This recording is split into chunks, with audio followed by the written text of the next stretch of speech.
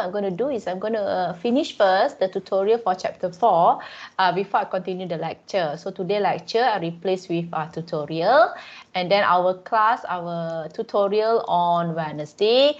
Then I will do lecture of chapter 5. Okay, so today, as you know, in week 8, the lecture hours, sebelum ni in week 1 to week 7, our lecture hours is 3 hours. If you realize, 3 hours lecture, 2 hours tutorial. So starting from week 8, all the lecture time is back to the normal 2 hours. So today class is on schedule pun kalau kamu check ada timetable baru. Please check your timetable if you're not too sure. Memang minggu 7 ke 14 timetable untuk courses with lecture.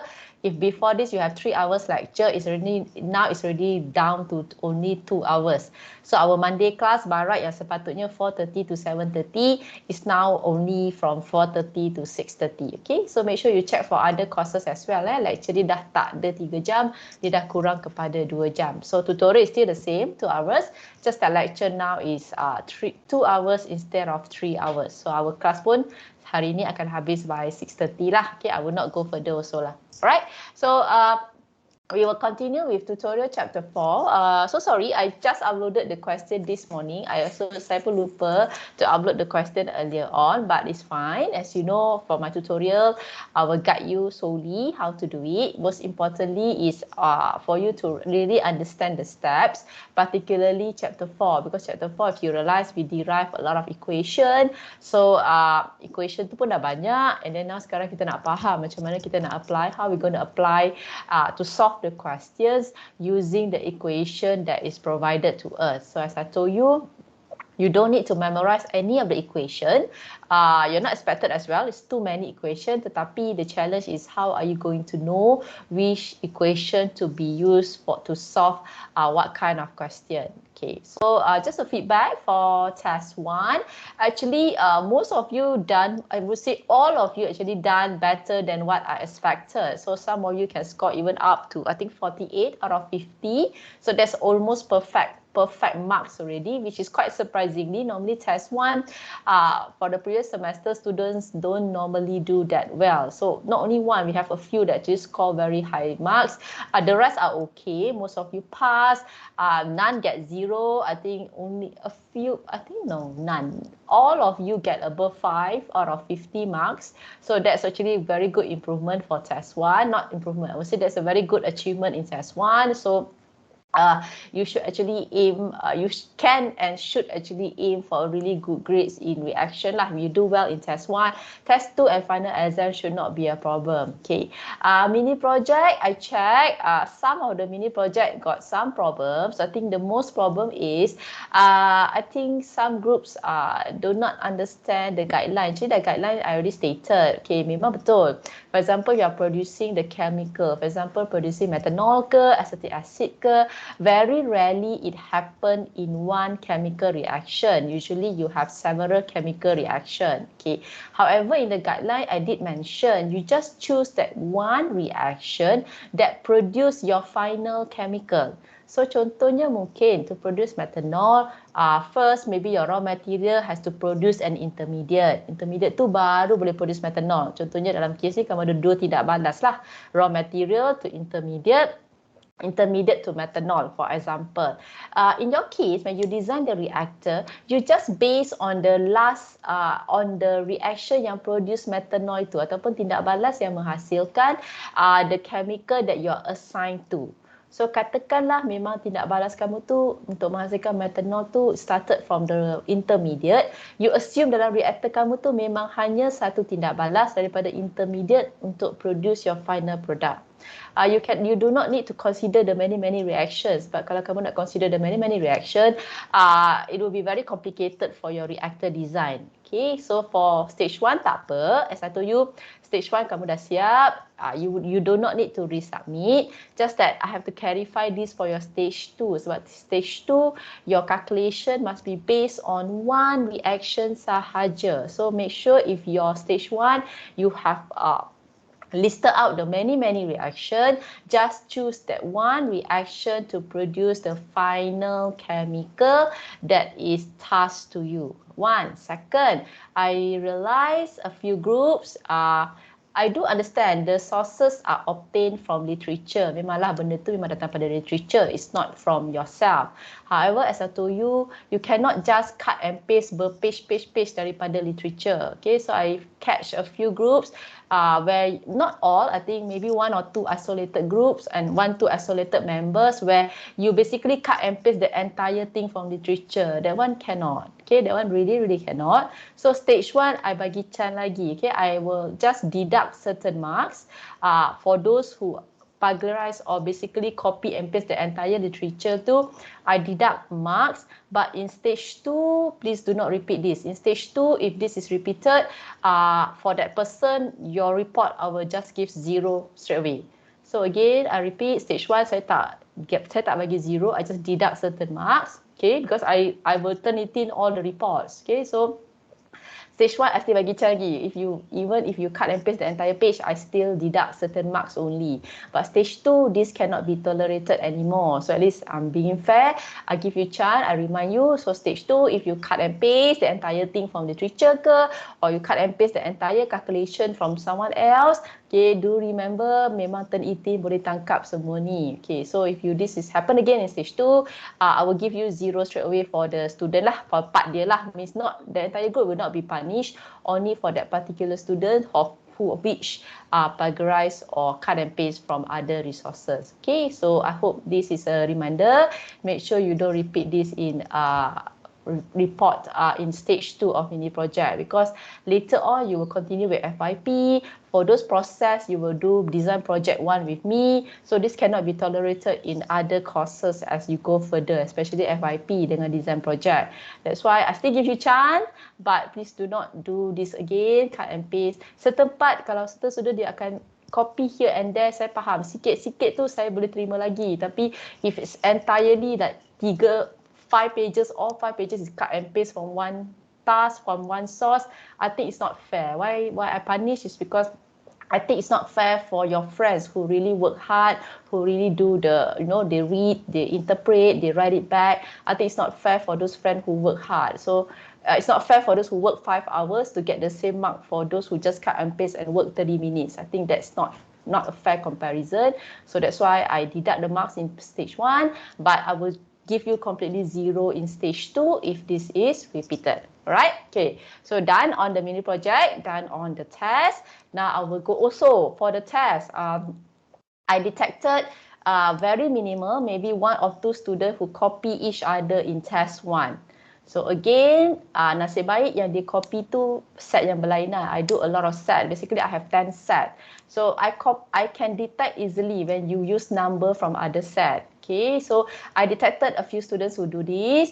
Test 1, saya bagi chance lagi. Okay, I just deduct mark ataupun basically you dah copy the wrong answer, wrong number, memang dah kosong lah markah for that part. I still give you chance. I did not punish the entire test. But basically, you have already committed plagiarism for the test. So test 1, saya tutup mata lagi. I just punish for that section. I did not give you marks. Okay, memang dah betul salah pula sebab you memang dah ambil nombor lain. Test 2, no more. Test 2, if you plagiarize even 1 part, I will give you 0 for the entire test. Okay, so again, for test 2, if you copy from your friends, I will give your entire test as 0 already. Okay, so again, I dah bagi chance, I give you chance. I remind you, I memang dah catch. Not many, I think 1 or 2 students. Please don't do again in test 2. If test 2, if I catch people copying, regardless the source or the one yang meniru, dua-dua pun dapat kosong. Okay, so it's not fair. Kalau orang tu yang ditiru, dia pun dapat kosong, but I will give you both 0 if I caught any copying in test 2. Right, okay, so done on the test, done on the reminder, done on the postmortem, on the test and mini project.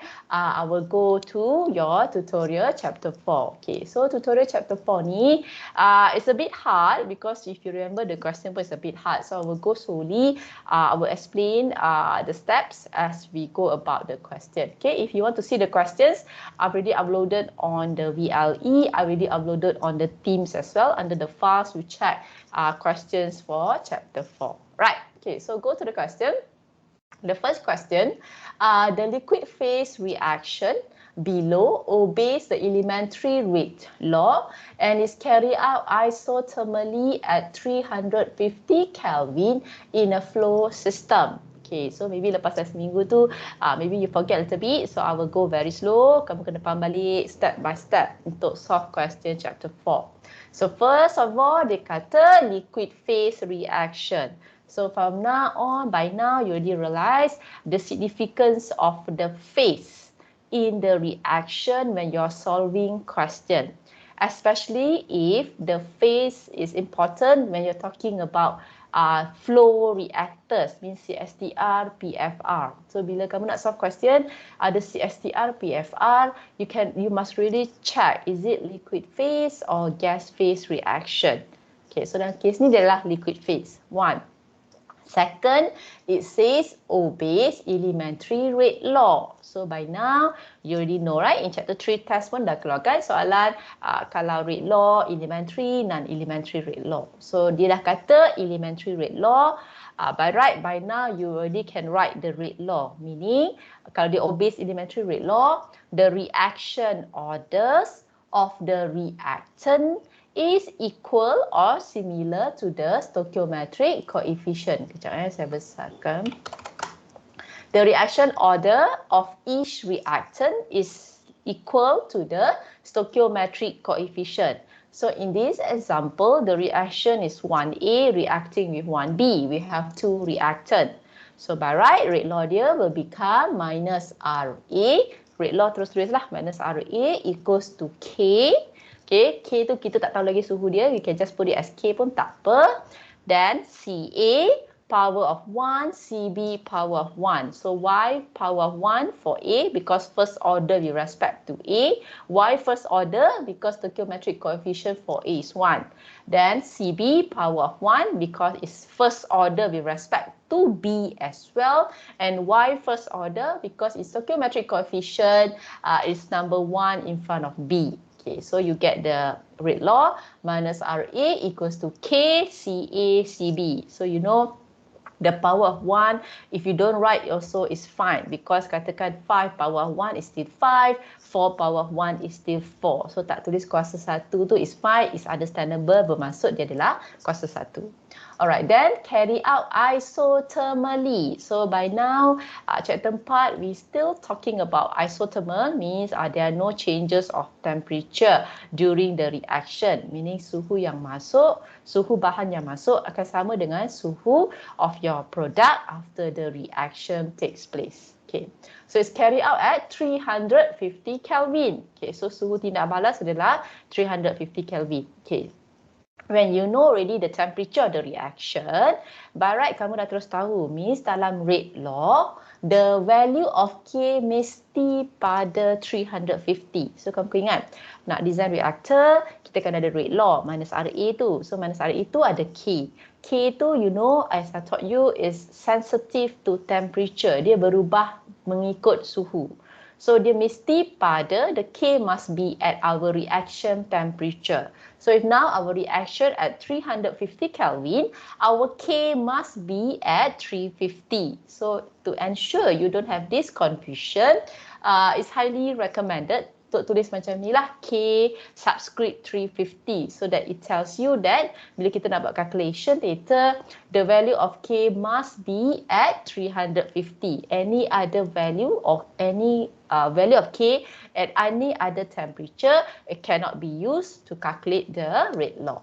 Okay, done. Right, so next dia kata, the initial concentration of A and B are 0.05 molar. Okay, so they tahu, now you know initially you got A and B. So they give us the concentration, the initial concentration. So you know initially, initial concentration of my A is 0.05. So Ca naught 0.05. Okay, equals to, since initial concentration of B is also 0.05. So Cb naught also equals to 0.05. So from the test, I can see that all of you are very good. At least kalaupun mungkin tak dapat jawab the question, but you're able to actually extract the information and write down in symbol. So okay, I see like all of you, 30 of you actually have done this very well, means tak ada masalah. Kamu faham soalan, kamu dah faham maklumat. Okay, so that's also a very good improvement. So you can write down C naught equals to CB naught equals to 0.05. So that's the information you derive from the first sentence. Then dia kata at 100 liter per minute. Okay, so this one pun, I think dalam test one pun, most of you are able to do so. Dah faham kalau liter per minit tu, dimension dia volume per time. So volume per time istilah volumetric flow rate. Okay, so kamu tahu dah volumetric flow rate. So since dia kata initial, so you know this is initial volumetric flow rate. So we use epsilon naught. So epsilon naught is 100 liter per minute. Okay, so epsilon naught is the initial volumetric flow rate. Okay, done. So dia kata lagi, it is determined the reaction rate constant is 0.7 liter per mole minute at 300 Kelvin. Okay, so they do give us the K. However, the K yang 0.7 is at 300 Kelvin. Okay, although dia beri kita nilai K, tetapi K ni pada 300 Kelvin. Okay, so if you forget, kalau kamu ingat, the reaction is at 350 Kelvin. So although you have the K, but the K given to us is not at the reaction temperature. Okay, so this is something that you have to be, how to say, you have to catch up lah. Kamu kena betul tahu, okay, suhu tidak balas saya 350. Walaupun saya ada nilai K, but the nilai K, the value of K is not at my reaction temperature. Okay, next. And they give us activation energy. Okay, so activation energy is EA lah. So EA 5 kilocalorie per mole. So from test 1, I can see, I will do a little bit of postmortem as I go on so that you know kat mana kamu berada kat sekarang. Okay, what do you do? What do you do right? What do you do wrongly? Okay, so even from test 1, I see that students are able to understand activation energy tu apa, nilai K tu apa. So not bad. So this is also a good progress. You understand the concept of Arrhenius. So kalau kamu perasan nanti, as you go on, chapter 4, chapter 5, chapter 6, basically dia hampir benda yang sama sebenarnya. Dia bukan repeating. It's stages by stages. So benda yang kamu pakai chapter 2 akan digunakan in chapter 3. Now it's going to use in chapter 4 as well. So it's a progressive understanding. Right. So done. That is all information given to us. So by right, until by now, you should be able to do this. Okay, maknanya the first 2 line of information tu kamu dah boleh synthesize, kamu dah boleh extract daripada soalan information dalam bentuk simbol. So you know what you are given and what is not yet known to solve in the question. Okay, so let us go to the question. Question A says, a 500 liter continuous stir tank reactor, CSTR, and an 800 liter plug flow reactor, PFR, so are available for the reaction. So imagine in your plant, okay, you have 2 reactors, which is a CSTR of a 500 liter and an 800 liter of a PFR. Okay, so you have 2 separate reactors. So they ask you which reactor is recommended for the reaction. So dia tanya kamu, reaktor mana yang kita nak guna untuk tindak balas ini? So they give you the information, they give you the volume of the reactor, then the question is very simple. Reactor mana yang kita nak guna? Okay, so how do we do this? So you know, in engineering, in science, our decision is always based on something quantitative ataupun our decision must be based on a number.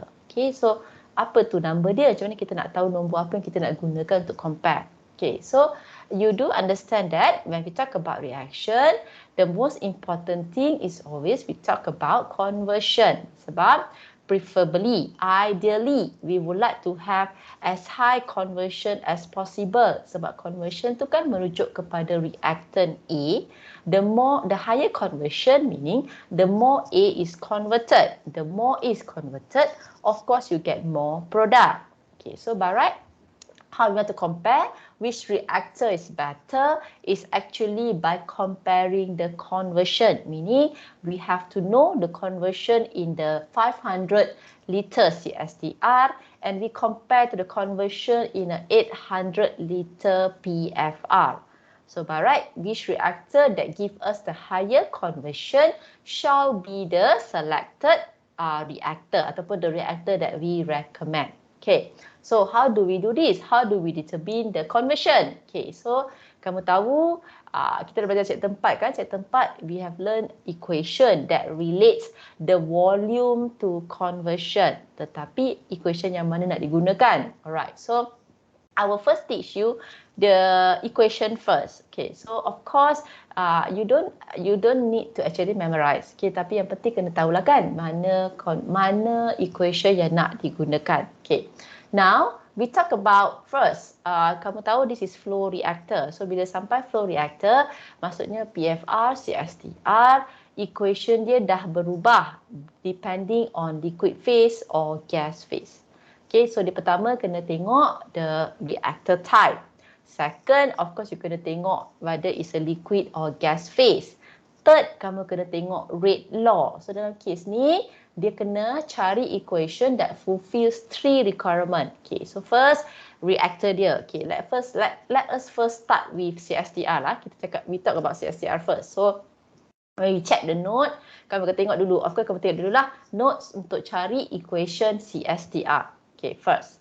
Second, kena tengok liquid phase ke gas phase. So dalam notes equation tu I have already explained to you perbezaan equation bila liquid atau gas. So you look CSTR, liquid as given in this example.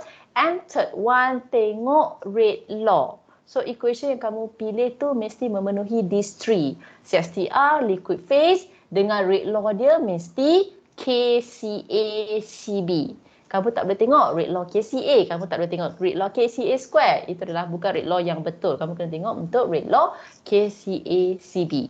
Okay, alright. So, if you check the equation correctly, by right, you will see there's only one equation yang matching kepada these 3 requirement, which is given as volume CSTR equals to FA0 X in bracket over K CA0 1 minus X CA0 in bracket 1 minus X. Sorry, this is derivation. I terus pergi to the last one. By right, this is the last equation. My steps ni tunjuk macam mana kita nak derive. Okay, but you're not expected to derive. You don't need to show the derivation. Yang penting is the final equation. Okay, so by right, if you look at this correctly, yang final equation that fulfill these 3 requirement is only one equation, which is given as epsilon naught X CSTR conversion over K.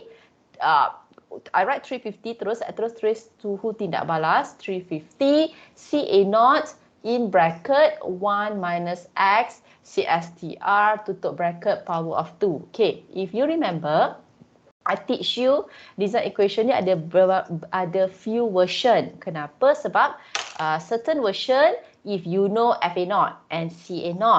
Another version if you know epsilon naught. These 2 version is to find volume, and you have one more version to find the space time. Okay, so biasanya equation ni akan ada 3 version bergantung kepada apa yang kita nak cari. Okay, ataupun apa yang kita ada, maklumat apa yang kita ada. Okay, in this case, I use the second version of the equation because we are given epsilon naught in the question. Sebabkan soalan kita given the initial volumetric flow rate epsilon naught, so I use the version yang ada epsilon naught. Okay, so later or now if you have the notes with you, kamu tengok CSTR liquid rate law minus RAKCACB. Basically, this is the equation that you will find and you will use to solve the problem. Okay, so now kamu dah tahu equation yang nak digunakan. So next part is kamu kena gantilah dalam information dia, sebab in this question they give us the volume. They want us to find conversion. Kan kita nak compare conversion. So maksudnya dalam equation ni, the rest of the unknowns you have to solve except for X. Sebab X tu yang kita nak cari. So maksudnya you need to know the volume. You need to know epsilon naught. You need to know K. You need to know CA naught. And you are left with the X only. Barulah kita boleh solve untuk tahu how much is the conversion in the CSTR. Okay, so Let us do one by one. Okay, so first, volume of CSTR. In this question, did I mention the volume of CSTR is 500 liter. So left hand side, I already know the value is 500 liter. So right hand side pula. So right hand side, first of all, epsilon naught, the volumetric flow rate, the initial volumetric flow rate, which we already know as 100 liter per minute from the question. Okay. So X, we leave it as it is sebab kita nak cari X. At the bottom is now K at 350. So kamu kena ingat. Saya told you, K mesti pada reaction temperature. However, the K given to us, 0.7 is at 300 Kelvin. 300 Kelvin, right? Sorry. 300 Kelvin. Okay, so meaning you have to first find the K at 350. Okay, so this is not new to you. You already know. If I know K1 at T1, meaning K 0.7 at 300 Celsius, 300 Kelvin, I can know the K at 350 Kelvin. So tahu K1, T1, kamu boleh cari K2 at T2. So K1 0.7, T1 300 Kelvin, T2 350 Kelvin, bolehlah kita cari K2. So the equation, Arrhenius equation is given. Arrhenius kan ada dua version kan, kita guna version yang kedua, which tell us K2, K at 350 equals to K1, K at 300, exponential EA per R in bracket 1 per T1 minus 1 per T2. So in the test 1, there are actually question number 2 yang menggunakan equation ni, and there are few students who dia dah tertukar. So dalam bracket ni kamu kena ingat dia adalah 1 per T1 minus 1 per T2. So a few student dia terbalik, dijadikan 1 per T2 tolak 1 per T1. So tak dapat jawapan lah. Okay, so make sure you check. Dia mesti 1 per T1 minus 1 per T2. So how to know to check sama ada kamu buat betul ke tak? Kalau kamu terswap, definitely your value of your K will be negative, or kamu tak boleh eksponen ke sebab nanti eksponen kamu akan jadi eksponen yang negatif. So by right, dia takkan dapat yang betul lah, jawapan yang betul lah. So make sure you do it correctly. Dia mesti dalam bracket 1 per T1 minus 1 per T2. So clearly mark T1 tu apa, K1 tu apa, T2 tu apa, K2 tu yang kamu nak cari. So jangan tersilap lah. Alright, so if you calculated correctly, EA is already given. Activation energy dah diberi sebagai 5 kilocalorie per mole. So by right, you know right, because our gas constant, we use 1.987 calorie per mole Kelvin. So your calorie from kilocalorie, you have to change to calorie lah. So how to change? Just multiply with 1000. Okay, you already get from kilocalorie to calorie. Okay, right. So if you do this calculation correctly, you will get the K at 350 as 2.32. Okay, so again, for you to check, katakan kamu tak sure pengiraan kamu betul ke tak. As I taught you, K increases with temperature. So maksudnya K pada 350 must be bigger than K at 300. So you can see at 300, K is 0.7. At 350, the calculated K is 2.32. So somewhat logic sebab K tu nampak naik dengan suhu. So although we cannot conclusively cakap jawapan tu betul, but logically the answer makes sense. So most likely jawapan tu adalah betul lah, right? Okay, so when you calculated this, alright, so you can replace the K at 350 as 2.32. Okay, CA0 dah diberi sebagai 0.05. So you can just replace 0.05. And then in bracket, the 1 minus X CSTR tu masih ada sebab X CSTR tu kita nak cari. Okay, so now you can see from the equation, very simple. Mathematics, kamu tahu satu equation kalau kita nak solve mesti ada satu sahaja unknown. So dalam soalan ni kamu nampak satu unknown je, X CSTR. Walaupun dia muncul di atas dan di bawah dalam equation, but it's still one type of unknown. Okay, dia boleh muncul di mana-mana dalam equation, tetapi dia hanya satu jenis sahaja unknown. So in this case, although the X CSTR is ada ke atas, ada di bawah, tetapi dia ada pada jenis yang sama, you can actually solve this equation. So make sure later when you have time, please try to solve this by yourself sebab dalam equation ni ada quadratic. Okay, I would like you to practice juga how to solve quadratic equation. Okay, so when you solve this, okay, you will get actually two value of X, quadratic kan. So when you have this quadratic equation, when you solve, later kamu akan dapat dua nilai X. Okay, salah satu daripada nilai X tu is more than 1 and another X will be less than 1. Okay, so of course, you know, ideally, theoretically, conversion cannot be more than 100% ataupun 1. So of course, X yang lebih daripada 1 tu dah takkan dapat diterima sebagai jawapan. So by this qualification, the X less than 1 will be your final answer. Okay, so again I repeat, when you solve this, this will be a quadratic equation. So you know dalam maths, kalau quadratic, misalnya ada dua nilai X kan. So when you calculate, okay, either using calculator or manually, you will get 1X more than 1, 1X less than 1. Okay, so by theoretically disqualifying the X yang lebih daripada 1 sebab conversion tak mungkin more than 100%. So of course you will choose the 1 less than 1 which is 0.29. Therefore the conversion for your CSTR is 0.29. Maksudnya in your 500 liter of your CSTR, the highest conversion possible hanyalah 0.29. Okay, so we finish for the CSTR. So again, okay, mungkin saya faham kamu baru semester break and saya tahu chapter 4 tu banyak sangat equation. Okay, tapi yang penting S1U, yang penting kamu kena tahu nak pilih equation yang betul. Macam mana nak tahu tu? S1U tengok soalan, check 3 benda ni. Satu, jenis reaktor, dia mesti CSTR. Benda yang kedua, check dia mesti liquid phase. Kalau gas phase, equation dah berlainan. Ketiga, check the rate law. Rate law dalam soalan ni minus RA sama dengan KCACB.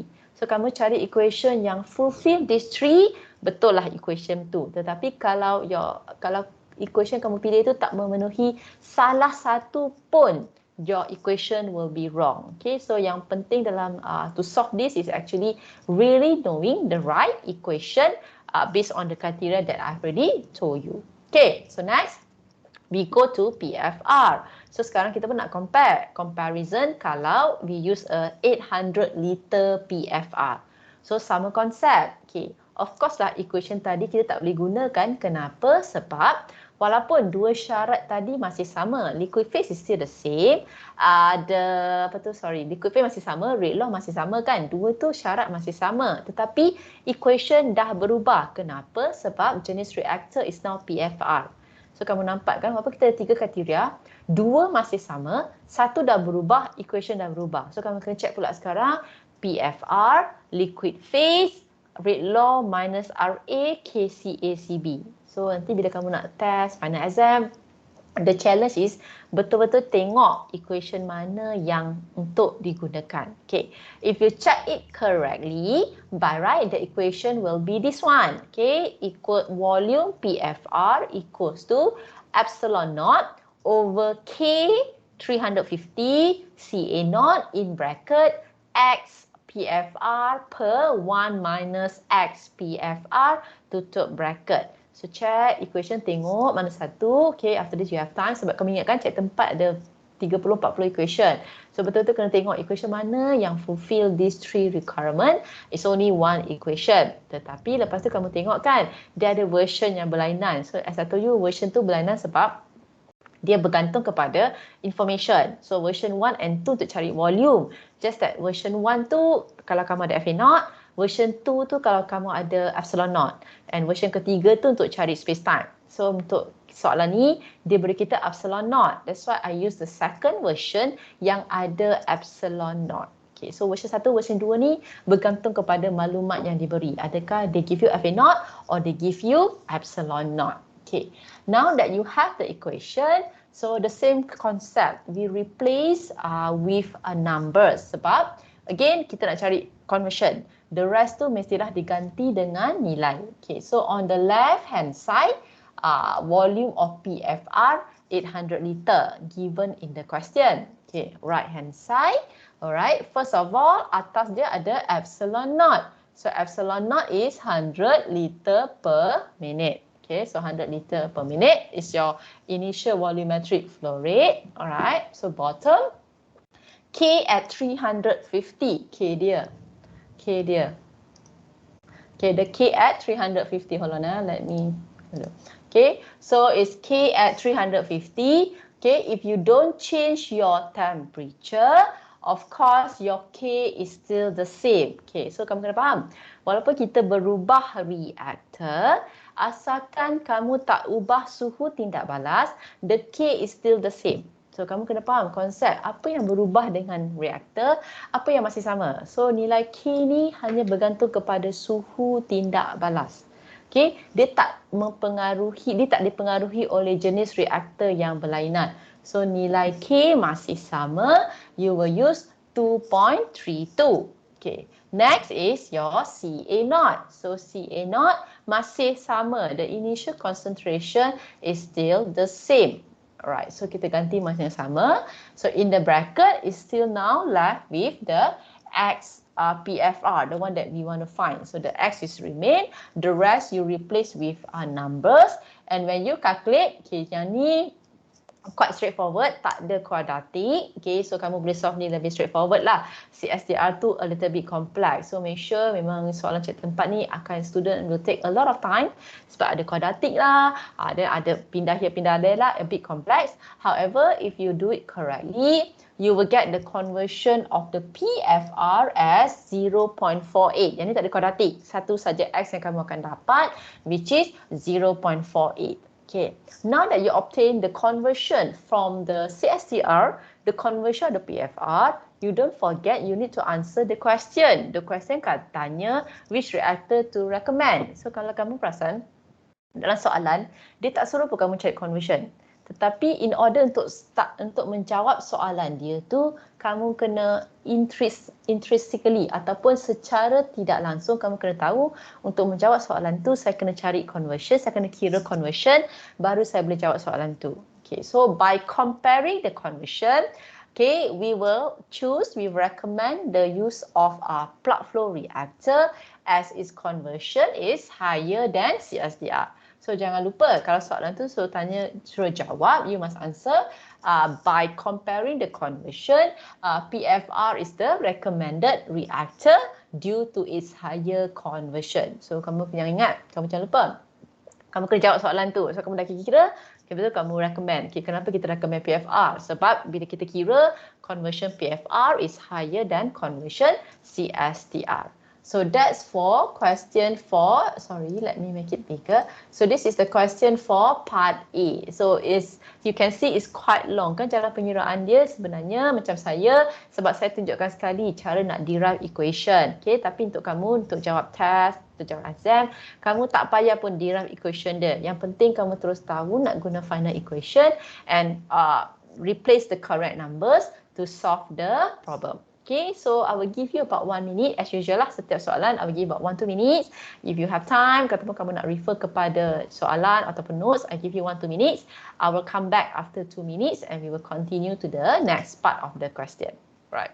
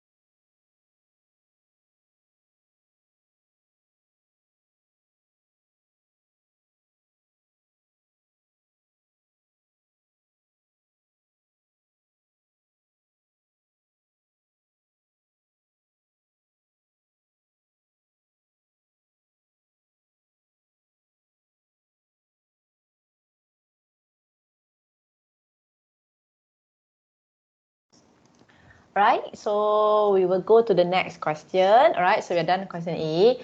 Memang if you realize question chapter B, chapter 4 ni, the question is very long, the solution also is quite long. Right, so to question B, right, to increase the conversion from the first continuous stir-tank reactor in part A above, the technologists decided to add another equal volume continuous stir-tank reactor to the first continuous stir-tank reactor in the series. Therefore, determine the overall conversion from the second continuous stir-tank reactor. Okay, so hold on. So kalau tengok soalan tu penting kan? So apa sebenarnya soalan tu nak? So soalan tu kata, part A tadi kita dah guna CSTR. Okay, you realize from part A, the conversion is only 0.29, 29%. So you know right, 29% is quite low. So what they do is, they connect another CSTR to the first CSTR in part A.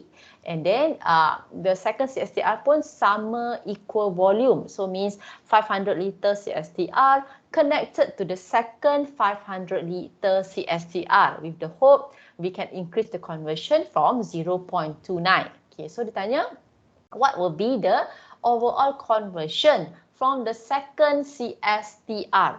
Okay, so part ni kamu dah kena be very careful sebab sekarang soalan kata saya ada 500 liter CSTR yang I calculated in part A, I only get 29% conversion. So I connect to the second CSTR, so means my second volume CSTR, VCSTR2 tu masih 500 liter and I want to know the conversion kat second reactor. So of course dia akan naik lah kan daripada 0.29 to what value? From X1 to X2, dia nak kita cari berapa X2 itu. So X1 kita dah tahu 0.29, kita nak cari X2 tu berapa. Okay, so if you realize, soalan ni, I do not touch reactor in series kat chapter 4. Tetapi I do touch reactor in series in chapter 2. Okay, so sekarang kamu kena have to understand how do we relate apa yang kamu belajar di chapter 2 dengan apa kamu belajar di chapter 4. Okay, so dalam chapter 2, beza dia adalah, okay, kamu dah pernah belajar we connect reactor in series. So kita pun dah belajar kan macam nak cari volume pada kita ada reaktor pertama dan kita nak cari volume pada reaktor kedua. Okay, let's say kamu confused. Macam mana kita nak relate chapter 2 dengan chapter 4? Sebab dalam chapter 4 memang saya tak touch langsung pasal reaktor berseries. Okay, so how do we correlate chapter 2 and chapter 4? Right, in chapter 2, you have learned, okay? Kalau kita nak cari volume for second CSTR, kamu kena faham saya kena ajar ni by detail sebab memang final equation untuk soalan ni tak ada dalam notes. So kamu kena faham macam mana kita correlate chapter 2, chapter 4 untuk kita dapatkan final equation ini. Okay, dalam chapter 2, you have learned nak cari volume second CSTR, dia lah sama dengan FA0 in bracket X2 minus X1 tutup bracket per minus RA2.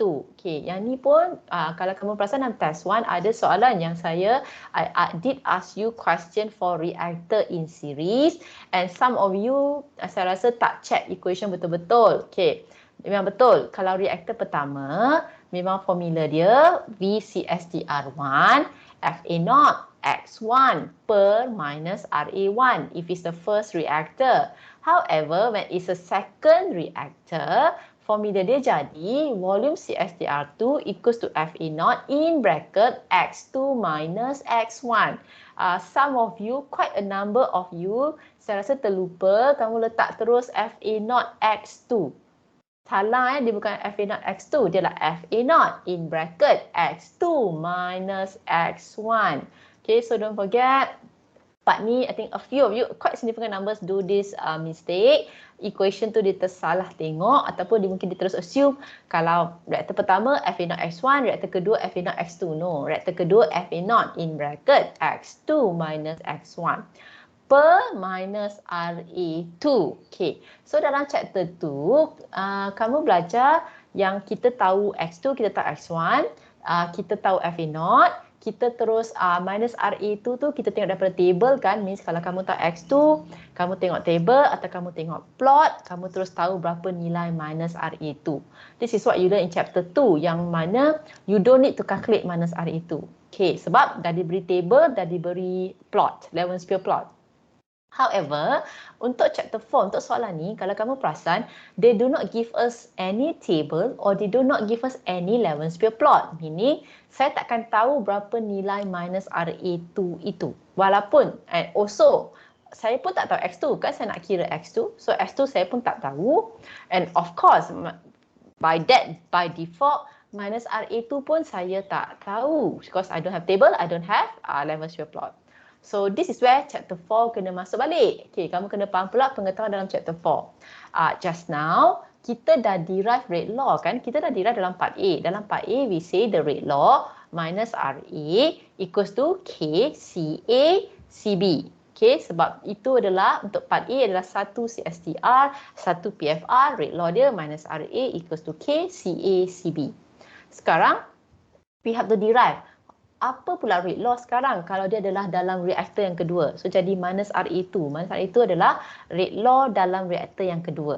Tadi yang kita derive tu adalah rate law untuk reaktor yang pertama.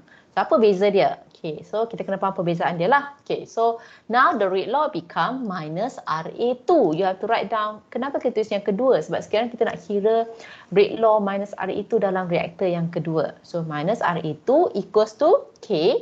Again, regardless reaktor pertama, reaktor kedua, asalkan the temperature tak berubah. If the temperature does not change, the value of K will not change. So, kamu tak payah bimbang reaktor yang berapa banyak reaktor pun, berapa jenis reaktor pun, asalkan suhu tindak balas tak berubah, the value of K is still the same that we calculated previously, which must be the K at 350. Okay, so K masih sama. Okay, what about concentration? Kita kan tadi ada KCACB kan? Okay, CACB tu kamu kena ingat sekarang we are talking about the concentration of A and B in the second reactor. Okay, of course concentration dalam second reactor takkan sama dengan concentration pada reaktor yang pertama sebab as it goes to the second reactor, of course concentration dia dah berkurangan. So we will write it as Ca2CB2 to indicate concentration of A and concentration of B in your second reactor. Dah bukan reaktor pertama, tetapi concentration dalam second reactor. So naturally, concentration dalam second reactor tak sama dengan concentration dalam first reactor sebab kan dia dah consume, di dalam reaktor pertama dia dah consume certain part, certain amount. Dia akan pergi pada reaktor kedua, dia akan consume lagi. So you have to learn how to derive concentration pula. Okay, so part ni yang susah sikit sebab dia macam pemahaman chapter 2, kita gunakan pemahaman chapter 4, kita combine. Okay, sekarang kita kena tahu pula macam nak cari Ca2, Cb2. Apa beza dia? Okay, so Ca2, kalau kamu dah belajar, kita pernah belajar. Kalau kita nak cari Ca, if you want to find Ca, equation dia untuk liquid phase, okay, Ca equals to Ca0 in bracket 1 minus X. Kita dah baca. We have learned already kalau nak cari concentration. Ca equals to Ca0 in bracket 1 minus X. Okay. Hence, kalau saya nak cari Ca2, I want to find the concentration of A in the second reactor. Apa beza dia? So, dia akan menjadi Ca0 masih sama dalam bracket yang berubah. Sebab sekarang dalam bracket ia jadi 1 minus X2. Okay, so kenapa X2? Sebab concentration in the second reactor of A is depending on the conversion in the second reactor. So kalau reaktor pertama, kita tulis Ca sama dengan Ca0 in bracket 1 minus X. Conversion dalam first reactor. So kalau dah ke reaktor yang kedua, so we have to write lah Ca0 in bracket 1 minus X2. Okay, so sama. Untuk Cb pun, we have to write it back. Okay, so kalau kamu forget macam mana kita nak tulis, okay, let me write back equation yang asal. Okay, because I didn't show you this. I will write back the original concentration punya equation. Kalau part ni kalau kamu lupa sikit, chapter 3 kita dah belajar macam nak derive concentration dia. Tapi I will teach you slowly again. Okay, so kalau kamu ingat nak mencari, saya kena letak balik. Kalau kamu ingat, kalau kita nak mencari concentration of B as a reactant, dia sama dengan Cb. Saya ajar single dulu. Kalau concentration untuk B as a reactant, Cb sama dengan Ca0 in bracket theta B minus B per A X. Itu adalah kalau dia adalah satu reaktor sahaja. However, now when I'm calculating in the second reactor, apa yang berubah kepada CB? So CB2 now become CA0. CA0 masih sama. So kalau kamu confused, kenapa masih CA0 walaupun reaktor kedua? Sebabkan kami ingat kita kan kira based on conversion. Conversion dia tak reset. Conversion is always based on the original concentration yang kamu mula-mula prepare pada reaktor yang pertama. Yang masuk awal-awal pada reaktor pertama, itu concentration yang kita gunakan untuk kira conversion. So conversion tu based on the very first CA0. That's why CA0 tu yang tak berubah. Okay, so CA0 in bracket theta B minus B per A X2. Okay, so this part yang sekarang kita kena Y now dah jadi X2 sebab kita kira concentration B dalam second reactor of which the conversion in the second reactor is now X2. Kan ingat dalam reaktor pertama 0 to X1, reaktor kedua X1 to X2. Okay, sebab tu sekarang menjadi X2. So kita kira one by one. Okay, part theta B. Okay, so part theta B kalau kamu ingat, okay, dalam soalan dia kata initial concentration of A and B are 0.05 molar. Maksudnya CA0 equals to CB0 equals to 0.05. Hence, your theta B, kalau kamu ingat, theta B akan sama dengan CB0 over CA0. Theta B is initial amount of B over initial amount of A. So, kalau CB0 0.05, CA0 0.05, so theta B mestilah 1. Okay, so that's why your theta B becomes 1. What about B per A? B per A pun akan menjadi 1. B per A itu adalah your ratio of your stoichiometric coefficient. So, ratio of stoichiometric coefficient, B dia 1, A dia pun 1. So, that's why you get B per A to 1. So CB2 is equal to CA0 in bracket 1 minus X2 because my theta B is 1, my B per A is also 1. Okay, so happen so kamu ingat. So happen dalam kes ni theta B saya 1, B per A saya pun 1. Sebab tu saya dapat CB2 sama dengan CA0 in bracket 1 minus X2.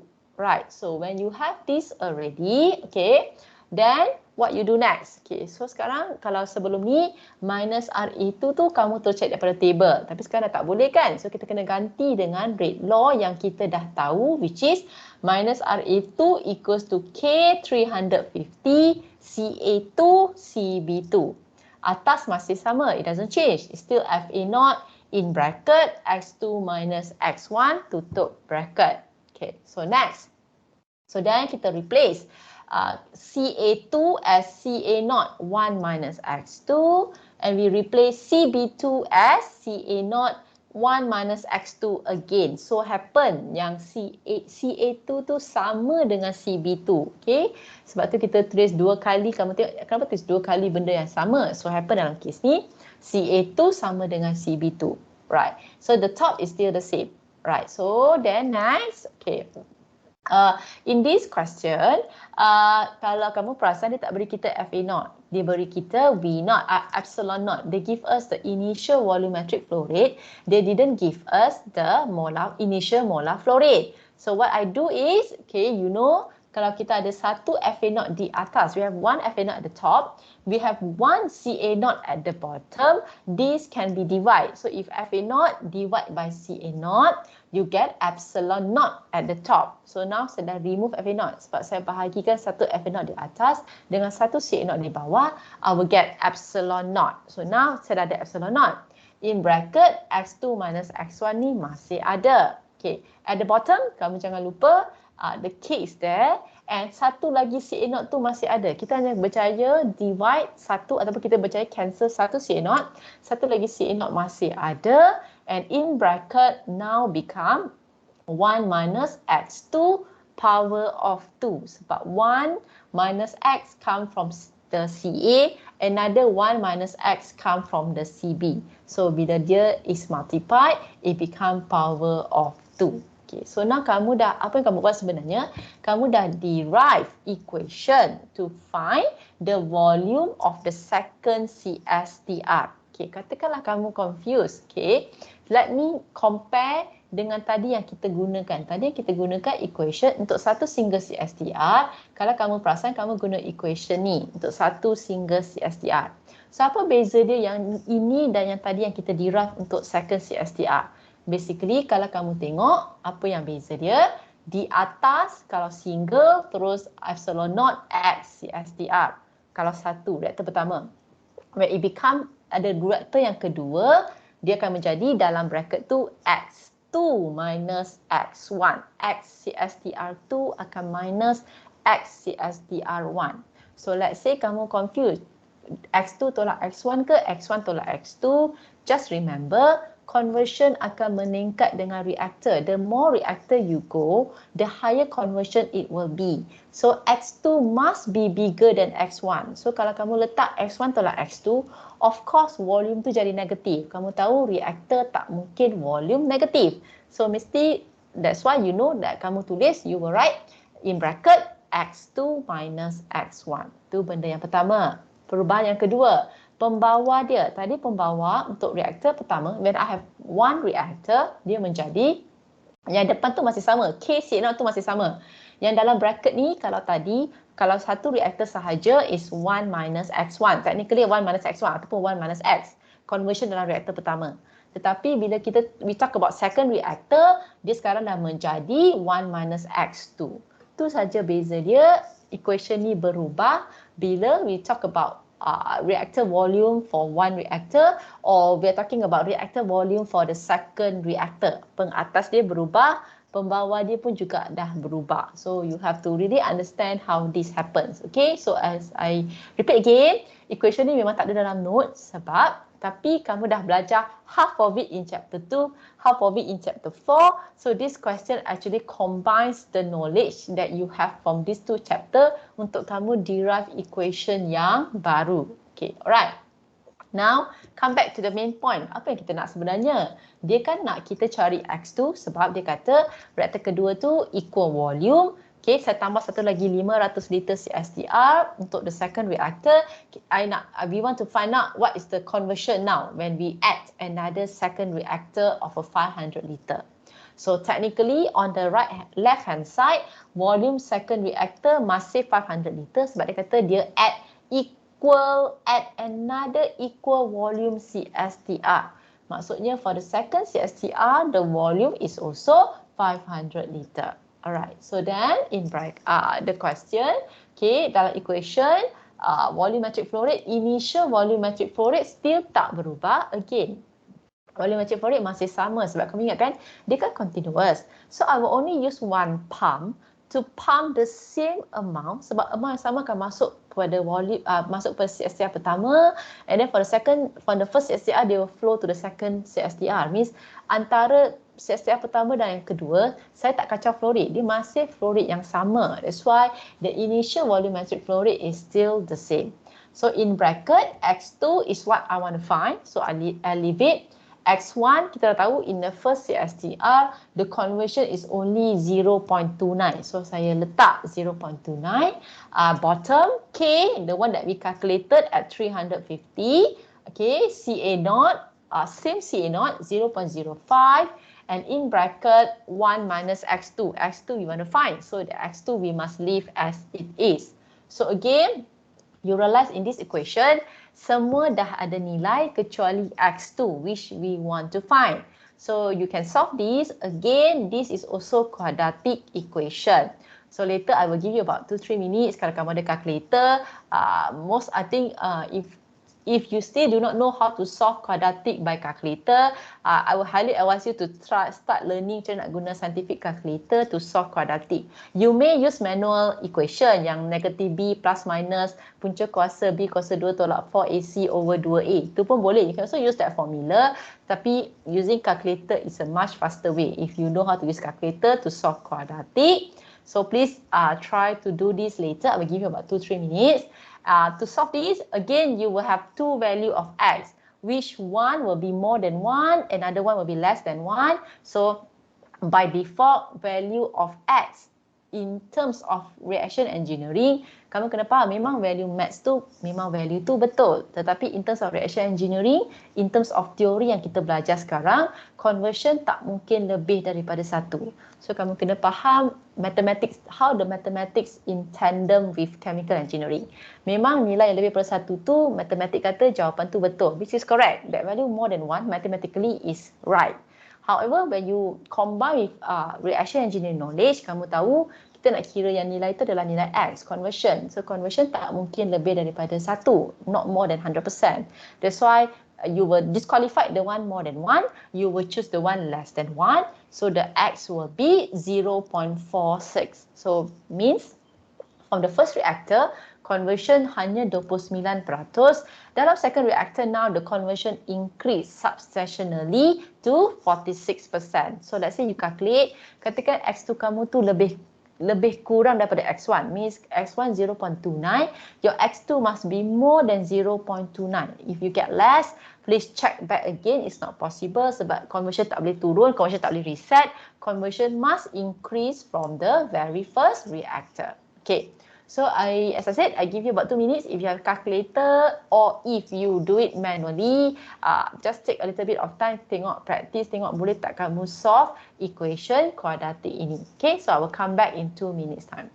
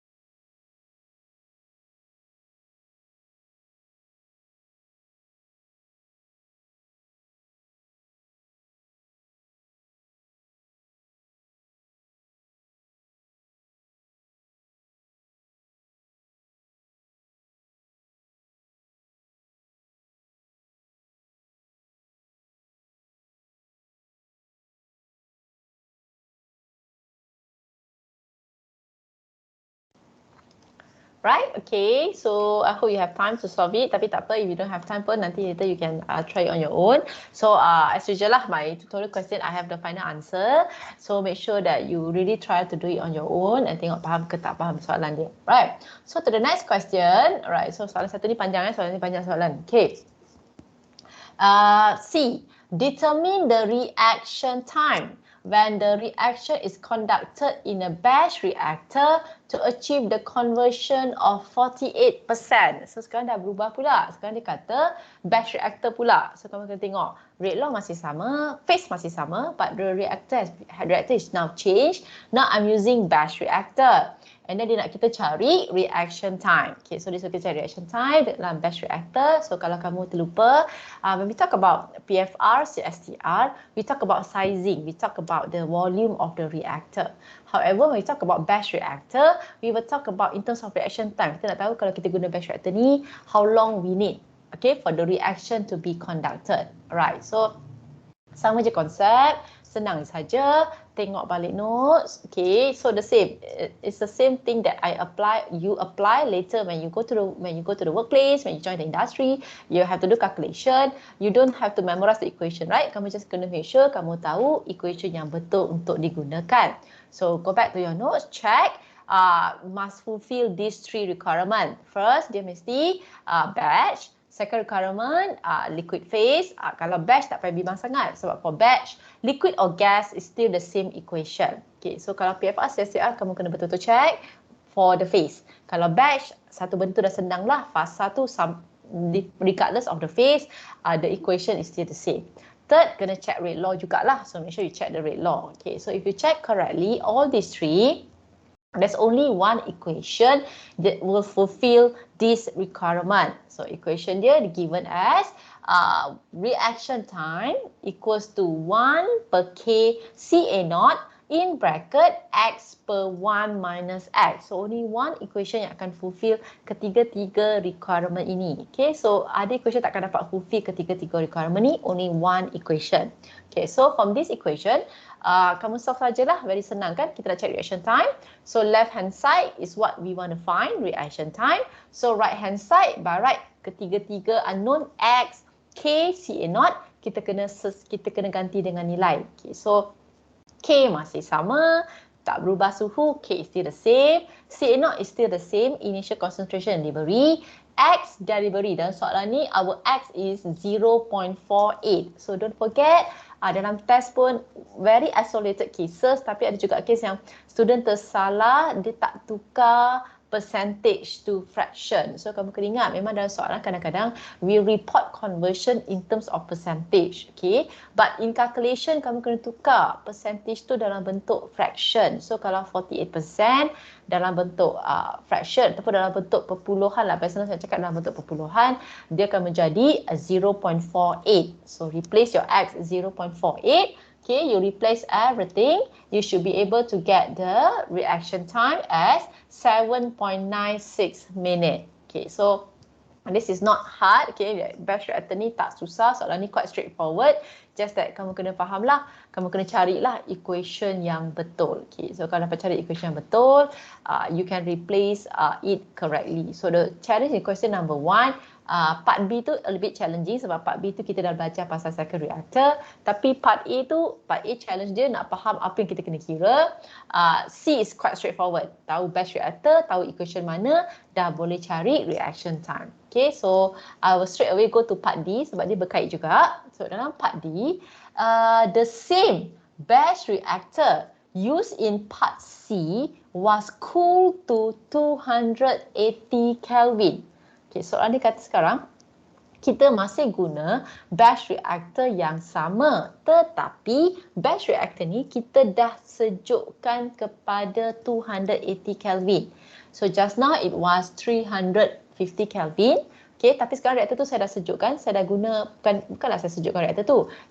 Reaktor saya tu daripada tadi yang 350, sekarang saya hanya guna pada 280 Kelvin.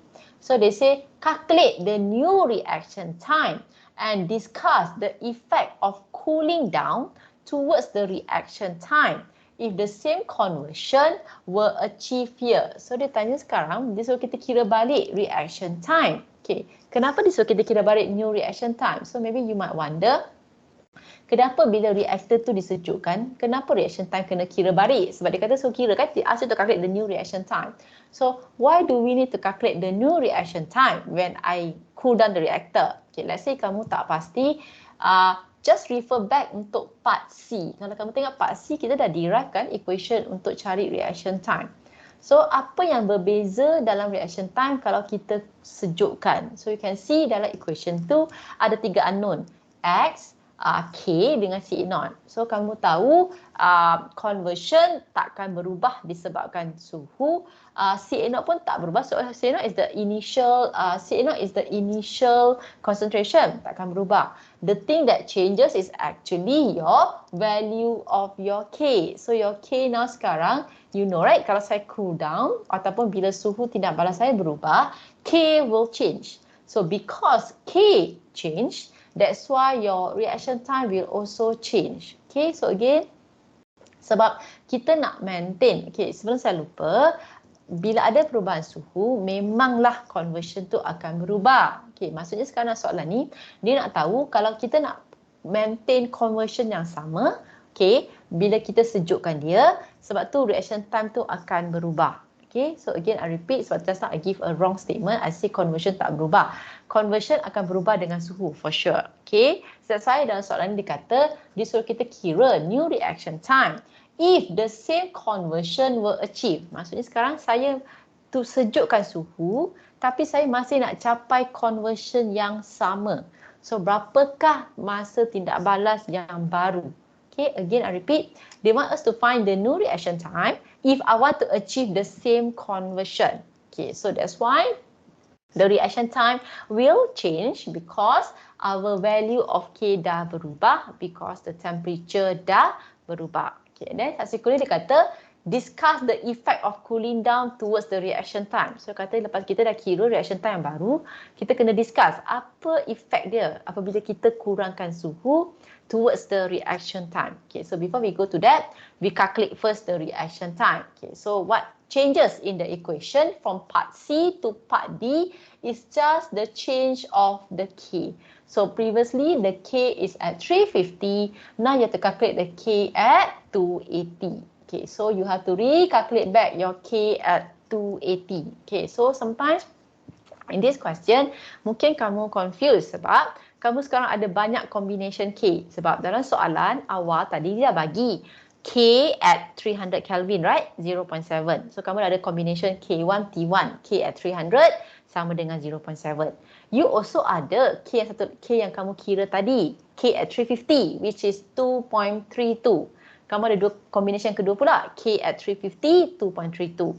Sekarang dia nak kira K at 280. So kamu mungkin confused nak guna K yang kat 300 ke nak guna K at 350. Actually, either one combination kamu guna pun tak apa. Means katakan kamu nak guna K at K 0.7 at 300 untuk kira K at 280. Okay. Ataupun kamu nak guna K 2.32 at 350 Kelvin untuk kira K at 280 pun boleh. Any one combination, you will still get the same K at 280 provided your calculation is correct. Okay, so again saya repeat sebab mungkin kamu akan confused. Biasa kamu ada K1 T1, kamu kira K2 T2. Soalan ni kamu ada K1 T1, K2 T2, sekarang kamu nak kira K3 T3 kan? So when you calculate the K3 T3, you can use K1 T1 ataupun K2 T2 pun tak apa. You still get the same K3. Kenapa? Sebab activation energy tak berubah. So again have to repeat. Okay, ni pun kamu kena faham konsep dia. Konsep K, konsep A, konsep EA. Okay, A saya tak nak cakap lah sebab A tak ada dalam soalan ni, saya tak nak kamu confused. We talk about K and EA. Okay, so kamu kena ingat K, okay, berubah. Katakan kamu ada satu tindak balas. Okay, nilai K tu berubah untuk tindak balas tu bila kamu tukar suhu. Okay, so that's K. EA, activation energy. Activation energy ni adalah sama untuk tindak balas itu regardless suhu apa pun. Regardless apa suhu pun, activation energy tu masih sama. So, bila kamu kira K at 300, K at 350, K at 280, activation energy masih sama. Okay, so that's why we still use the same EA that is given in the very first part of the question. Sebab tu kamu kena betul-betul faham konsep ini yang sometimes I think student can get confused. Kenapa K berubah, EA tak berubah, kenapa ni? So kamu kena faham K tu berubah disebabkan suhu. Okay, untuk tindak balas itu, tetapi EA is activation energy, energy that is needed for the reaction to occur. So minimum energy needed. So, regardless temperature apa yang kamu jalankan tindak balas tu, minimum energy yang diperlukan itu, activation energy itu adalah masih sama. That's why we still use the 5 kilocalorie per mole. Okay, so in this example, saya guna yang K pada 350. Katakan kamu nak guna K pada 300 pun, trust me, you will still get the same K at 280, which is 0.38. Alright, so you will get the same 0.38. Okay, kamu takkan dapat lari. Kamu guna mana-mana combination pun, if you calculate correctly, K at 280 is 0.38. So you will replace the K with 0.38.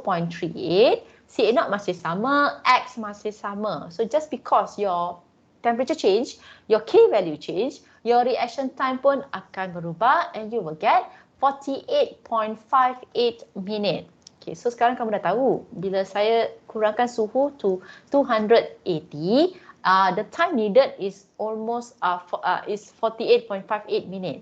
So kamu jangan lupa, dia suruh kamu, the second part of the question, dia suruh kamu discuss the effect of cooling down towards the reaction time. So apa kita boleh conclude? Kita boleh conclude, when I lower down temperature, the reaction time will be longer. Okay, so the reaction time increase with cooling down. Sebab tu kamu realize kenapa certain reaction we will use high temperature. So kenapa kita guna high temperature is sebab high temperature value K akan meningkat, reaction time akan menjadi lebih singkat. Okay, kalau kamu tak nampak correlation dia, okay, kamu tengok equation ni, kamu nampak reaction time dengan value K adalah berkadar songsang.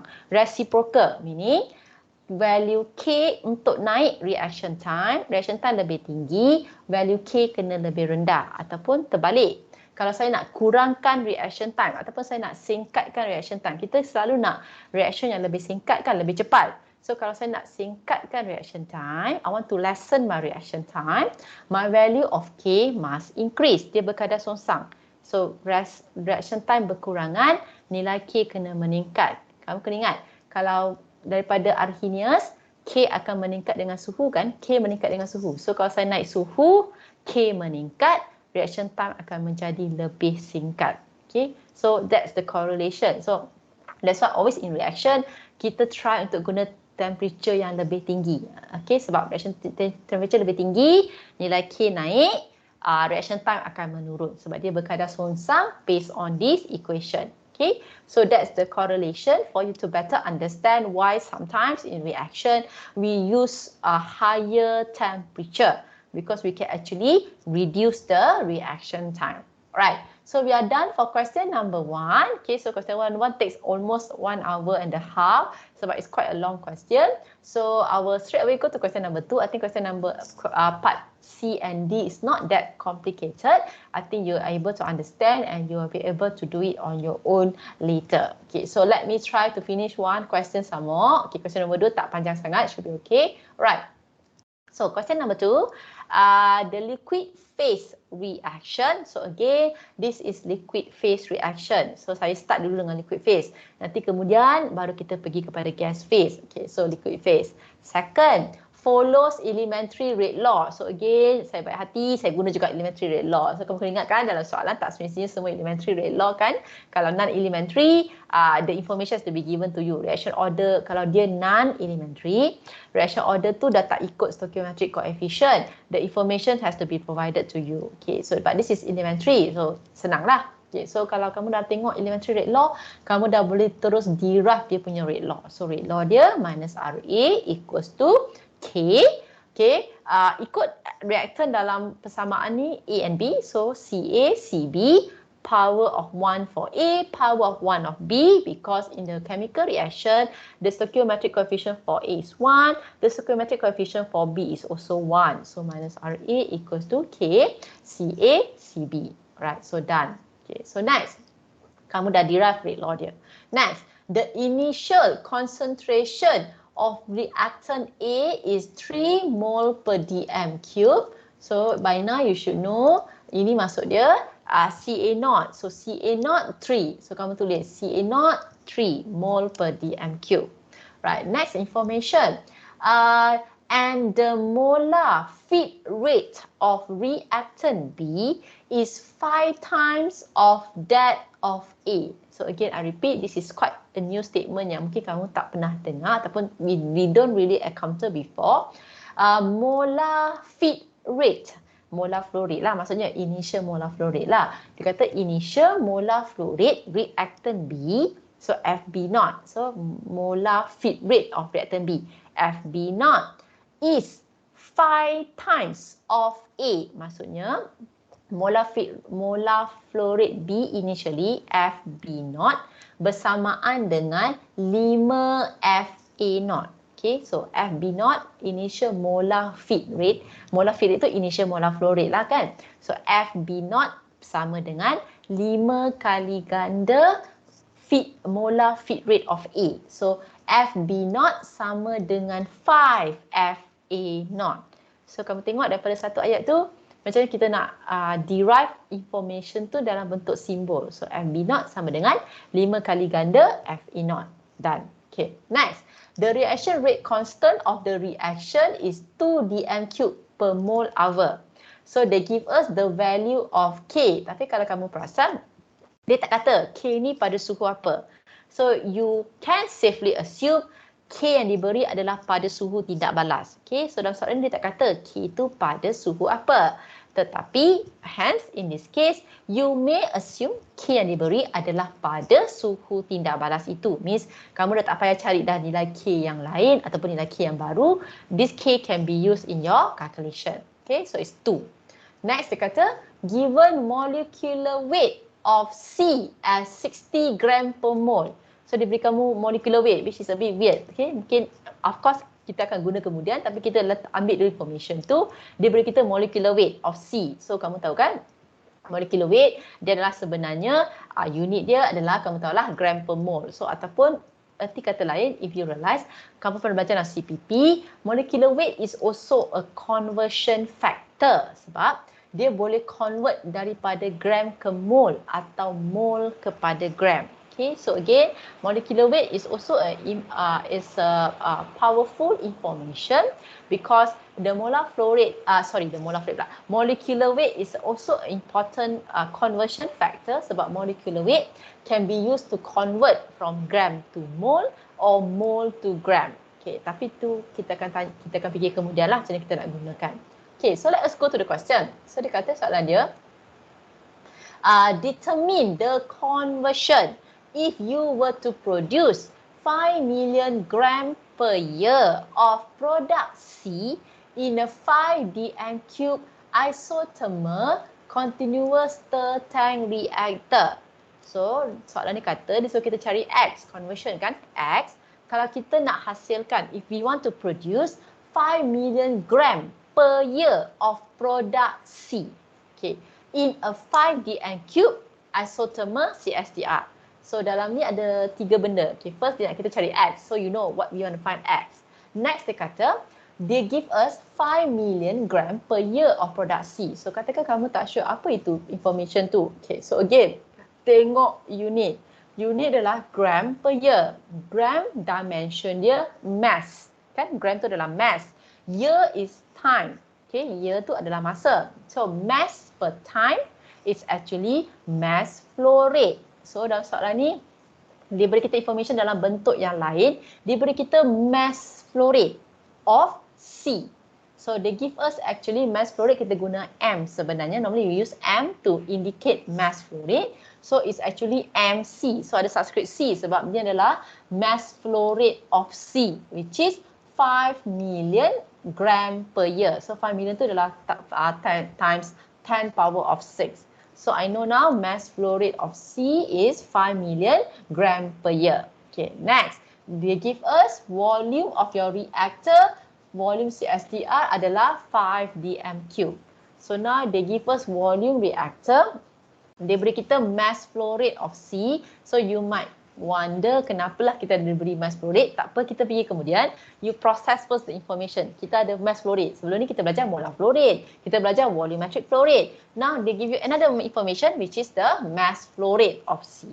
Okay, next one dia kata the plant operates 12 hours per day, 25 days per month for 11 months in a year. Okay, so dia beritahu kita pula limitation terhadap masa operation of our plant. So our plant is only every day dia hanya kerja 12 jam, setiap bulan hanya 25 hari and every year they only work for 11 months. So information ni pun kita faham apa limitation the time of our plant. Okay, so done. Right, so macam nak solve problem ni kan. So you always ask, macam mana kita nak solve problem ni? Okay, alright. So kamu ingat, okay, this one is definitely chapter 4 kan. So kalau notes daripada, kalau dia adalah chapter 4, kita mesti akan sentiasa start from the design equation. Dia mesti kena sentiasa bermula daripada design equation untuk kita nak solve benda ni.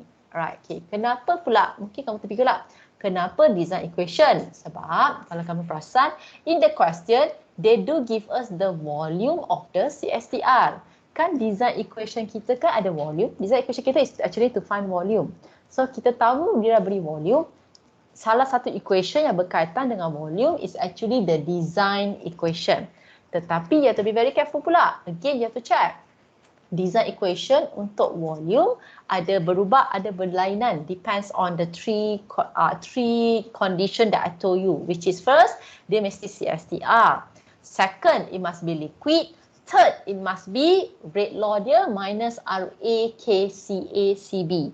So you must find daripada notes kamu which equation that fulfill these three condition, and there's only one equation which now I've already written in the red one. I already bolded. Equation tu diberi sebagai FA0 X. Bottom KCA0 in bracket 1 minus X, CA0 in bracket theta B minus X. So kamu kena berhati-hati. Kalau dia mesti equation ni is to fulfill that three requirement. Dia mesti liquid, CSTR, rate law, minus RA equals to KCACB. So sekarang katakanlah kamu dah ada equation ni, kamu dah terfikirkan macam mana kita nak solve. Okay, ingat, come back to question. Question nak kita cari conversion. Maksudnya dalam equation ni, sebelah kiri volume kita kena ganti dengan nilai. Okay, FA0 kita kena ganti dengan nilai, K ganti dengan nilai, CA0 ganti dengan nilai, theta B pun kena ganti dengan nilai. Yang tinggal hanya X. Sebab X tu yang kita nak cari. So the rest of the unknown, selagi kamu tak boleh solve, kami memang tak boleh solve soalan itu. So you have to solve one by one, and then baru you solve the entire equation. Okay, so then now kamu tengok balik. Okay, apa yang kita perlu tahu? Okay, so first of all, volume CSTR. Sebelah kiri volume CSTR. So kamu tengok balik information yang kamu dah proses. Adakah kita diberi volume? So VI given the volume. So the volume is 5 dm cube. So belah kiri volume reactor saya dah tahu 5 dm cube. So belah kiri saya dah solve. I already solve the unknown for the left hand side. Okay, what about my right hand side? So my right hand side kita tengok one by one. Okay, so FA0. Next one, cabaran yang next one, FA0. Okay, so kita tahu FA0 tu apa? Initial molar flow rate of A, FA0. Okay, so kalau kamu perasan dalam soalan, memang tak ada sebarang information dalam bentuk mole per time. Molar flow rate kan mesti mole per time, right? So kalau kamu perasan tak ada satu information pasal mole per time. Okay, so kalau kamu cari concentration mole per dm cube, tak boleh. FA0 mesti mole per time. So yang 3 ni tak boleh digunakan. The dm cube mole per hour 2 ni adalah nilai K. Tak boleh juga. Still no mole per time. So if you realize, the only information that somewhat related is the mass flow rate yang 5 million ni. Tetapi mungkin kamu kata mana ada kaitan tu mass flow rate, right? Okay, but this is the mass flow rate of C. So dia macam jauh kan, saya nak cari FA0. Tetapi the information given is my mass flow rate of C, MC. However, if you realize, so this is perhaps a little bit harder part. If you realize this MC, the mass flow rate, we can actually convert to molar flow rate for C because we know the molecular weight. Remember I told you molecular weight is a conversion factor to convert from mass to mole or mole to mass. So now if I have mass flow rate, if I use the molecular weight which is given, I will be able to change mass flow rate of C to molar flow rate of C. So instead of MC, I will get FC if I use the molecular weight. Okay, so maybe you ask again. However, mungkin kamu akan tanya saya, tetapi dalam soalan adalah FA0 yang kita tahu, yang tadi saya cakap tu FC kan. Macam mana pula? Apa pula berkaitan FC dengan FA0? Part ni you have to then kamu pergi pada chapter 3. Chapter 3 kan kamu ingat I taught you the stoichiometric table. Kamu pun pernah buat test 1 kan, stoichiometric table. Stoichiometric table kan give you a correlation between FC dengan FE0. Maksudnya dalam kamu tengok the stoichiometric table, okay, you will have the correlation between FC dengan FE0. Maksudnya kalau saya dah dapat solve FC, if I can solve my FC, I can actually find my FA0. However, tak apa. I will solve first, cari dulu FC. Kita cari FC, baru kita fikir the next step. Okay, so now kita cari dulu berapakah, how do we get FC? Okay, so as I told you, FC, molar flow rate of C, can be obtained if we convert our mass flow rate to molar flow rate. So by right, kalau you remember, if I want to convert mass flow rate, molar mass flow rate to molar flow rate, I have to divide my mass flow rate with molecular weight. However, katakanlah you are not too sure nak tukar mass flow rate kepada molar flow rate, you are not too sure whether nak kena divide ke nak kena multiply. Okay, if you are not too sure, how do we do it? Okay, you have learned this in CPP. You just use the cancellation method. Okay, unit cancellation method. What does that mean? Okay, so of course you will start with the mass flow rate of C, the 5 million gram per year. Kita akan mula dengan mass flow rate C, 5 million gram per year. So kamu tahu, you know that your ultimate goal, dia mesti dalam bentuk mole per time kan? Sekarang kamu mass per time. Your ultimate goal is mole per time, molar flow rate. So you know, molecular weight, dia punya formula or the answer, the unit given is 60 gram per mole. Molecular weight, dia mesti gram per mole. Okay, so if I want to cancel my gram, technically the molecular weight punya gram mesti di bawah, mole di atas, baru I can cancel my gram. Or else if saya letak gram di atas, gram saya takkan di-cancelkan. If I cannot cancel my gram, I cannot get my mole. So you can see here, I can cancel my gram, I will get my mole at the top. So kalau gramnya di bawah, if the gram is at the bottom, the number follows the gram. Molecular weight tu the molecular weight 60, right? The number follows the gram.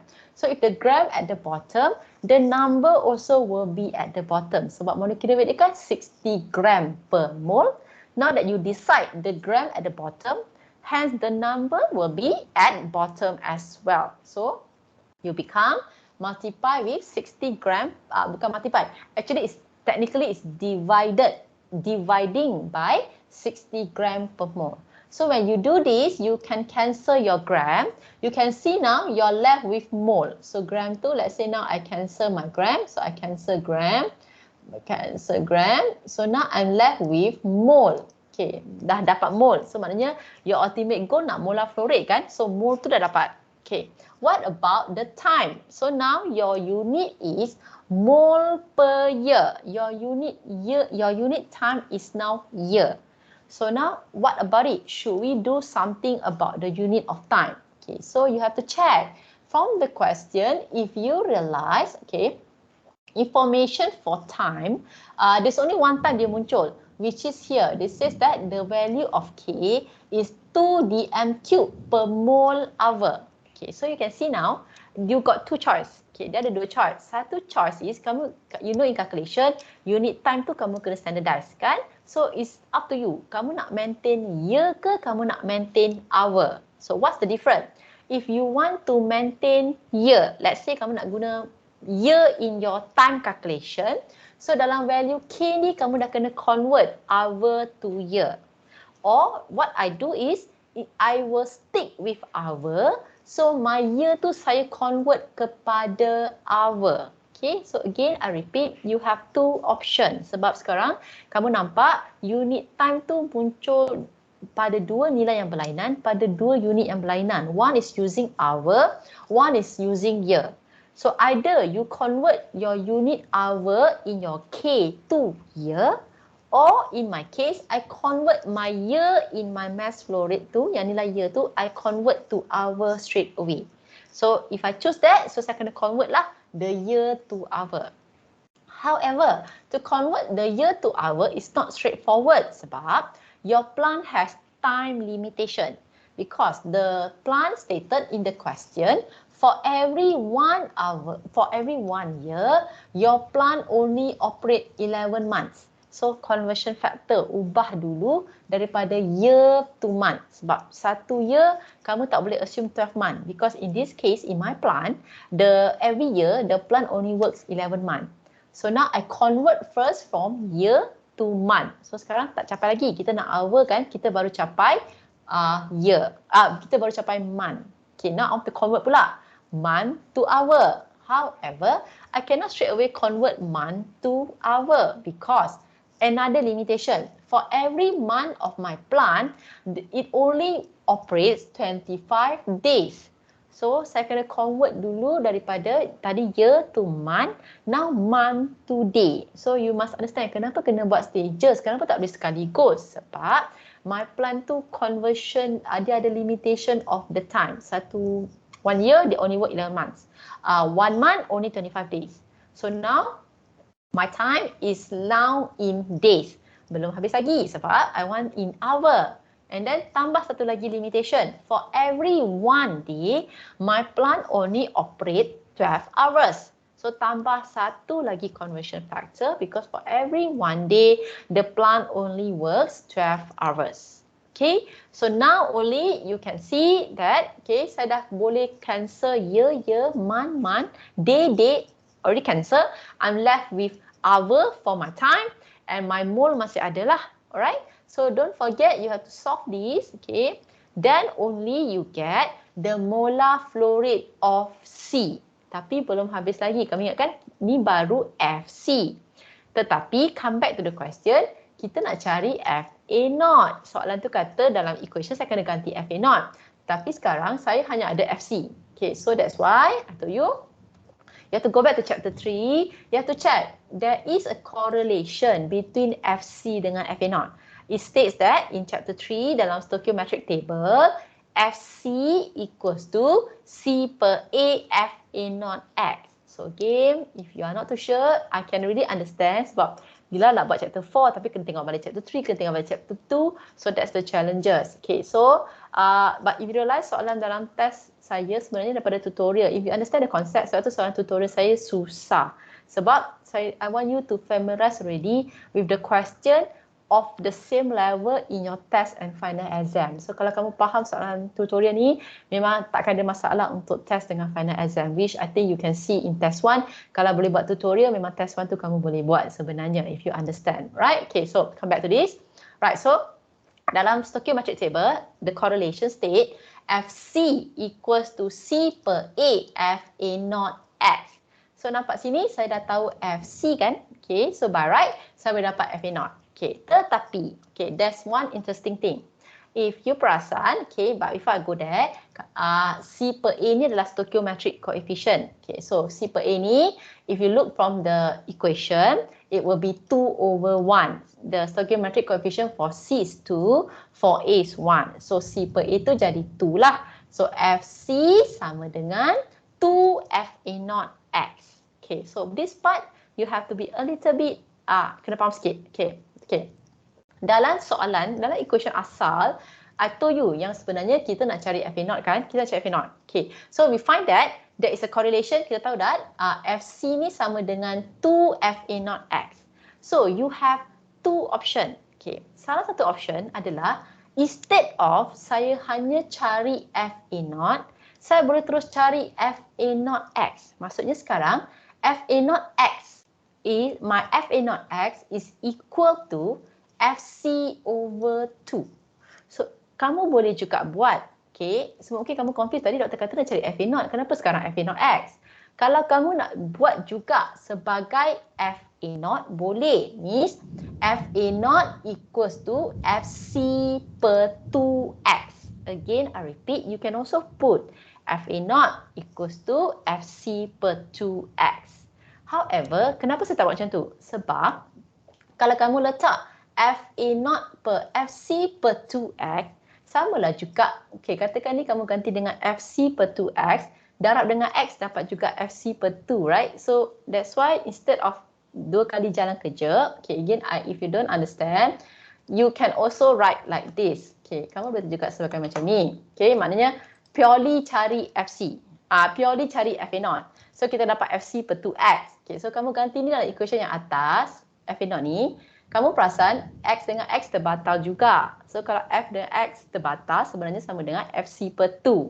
So, instead of writing sebagai FA0 sama dengan FC per FA0 sama dengan FC per 2X, saya terus tulis FA0X. Saya terus gantikan FA0X tu sama dengan FC per 2. So, saya skip satu jalan kerja. Sikit you got confused sebab saya kata dia macam FA0. Tapi kenapa terjadi FA0X? Sebab kalau tak ganti FA0X pun lalas terbatal juga X itu. Ataupun basically the top of the equation akan menjadi number. So, the FA0X is now equals to FC divided by 2. Kamu tengok equation ni. FC sama dengan 2 FA0X. Hence, FA0X equals to FC over 2. So, the FC that you calculated just now, 25.25. Okay, you divide by 2. Okay, you will get FA0X as 12.63. Again, I repeat. Kamu bukan dapat FA0. Kamu dapat FA0X 12.63. Okay, so again, kamu dah tahu FA0X tu 12.63. So, bahagian atas ni dah menjadi 12.63. FA0X, bukan FA0. Sebab setiap semester, there are students who will do it again. Lepas tu dia terlupa part ni. Okay, so please understand that daripada correlation tu, kita terus ganti FA0X with 12.63. At the bottom, okay, the K, we are given 2. CA0, we are given 3. The X kita kena cari. Remember again, we have to find the X, right? So, kita kena ganti. Okay, let me explain pula part untuk theta B. Sebab equation dia kata CA0 3. Okay, lagi sekali CA0 muncul kan? So, twice. That's why CA0 power of 2. Okay. 1 minus X, kita biarkan. Here we can see there's a theta B. So, how to find theta B? I didn't explain yet how to find theta B. Okay. Dalam soalan, kalau kamu remember, information dia kata molar feed rate of reactant B is 5 times of A. Or just now I explained, this means FB0 tu sama dengan 5 FA0. Arti kata yang senang, initial molar flow rate of B is adalah 5 kali ganda initial molar flow rate of A. That's why FB0 equals to 5 FA0. From this information, by right, you can find theta B because theta B equals to initial molar flow rate of B over initial molar flow rate of A. So, you will do FB0 per FA0. So, you get your theta B as 5. So, again, FB0 sama dengan 5 FA0. Hence, FB0 per FA0 equals to 5. So, my theta B is now 5. Okay, so you will replace theta B as 5. Again, this is actually quadratic equation. So, CSTR akan ada banyak quadratic equation by right. So, again, please try to solve this quadratic equation. And similarly, you will get 2 value of X, of which only one X is less than 1. So, you will choose that X as your answer. So, the answer will be, the X will be 0.9652. So, this is considerably high conversion for this question. Alright, so question ni memang a bit difficult sebab kalau kamu understand, it's not straightforward. So, kamu kena betul faham a little bit of how the mass flow rate converted to molar flow rate. And then molar flow rate tu pun bukan boleh digunakan straight away sebab molar flow rate given is for product C.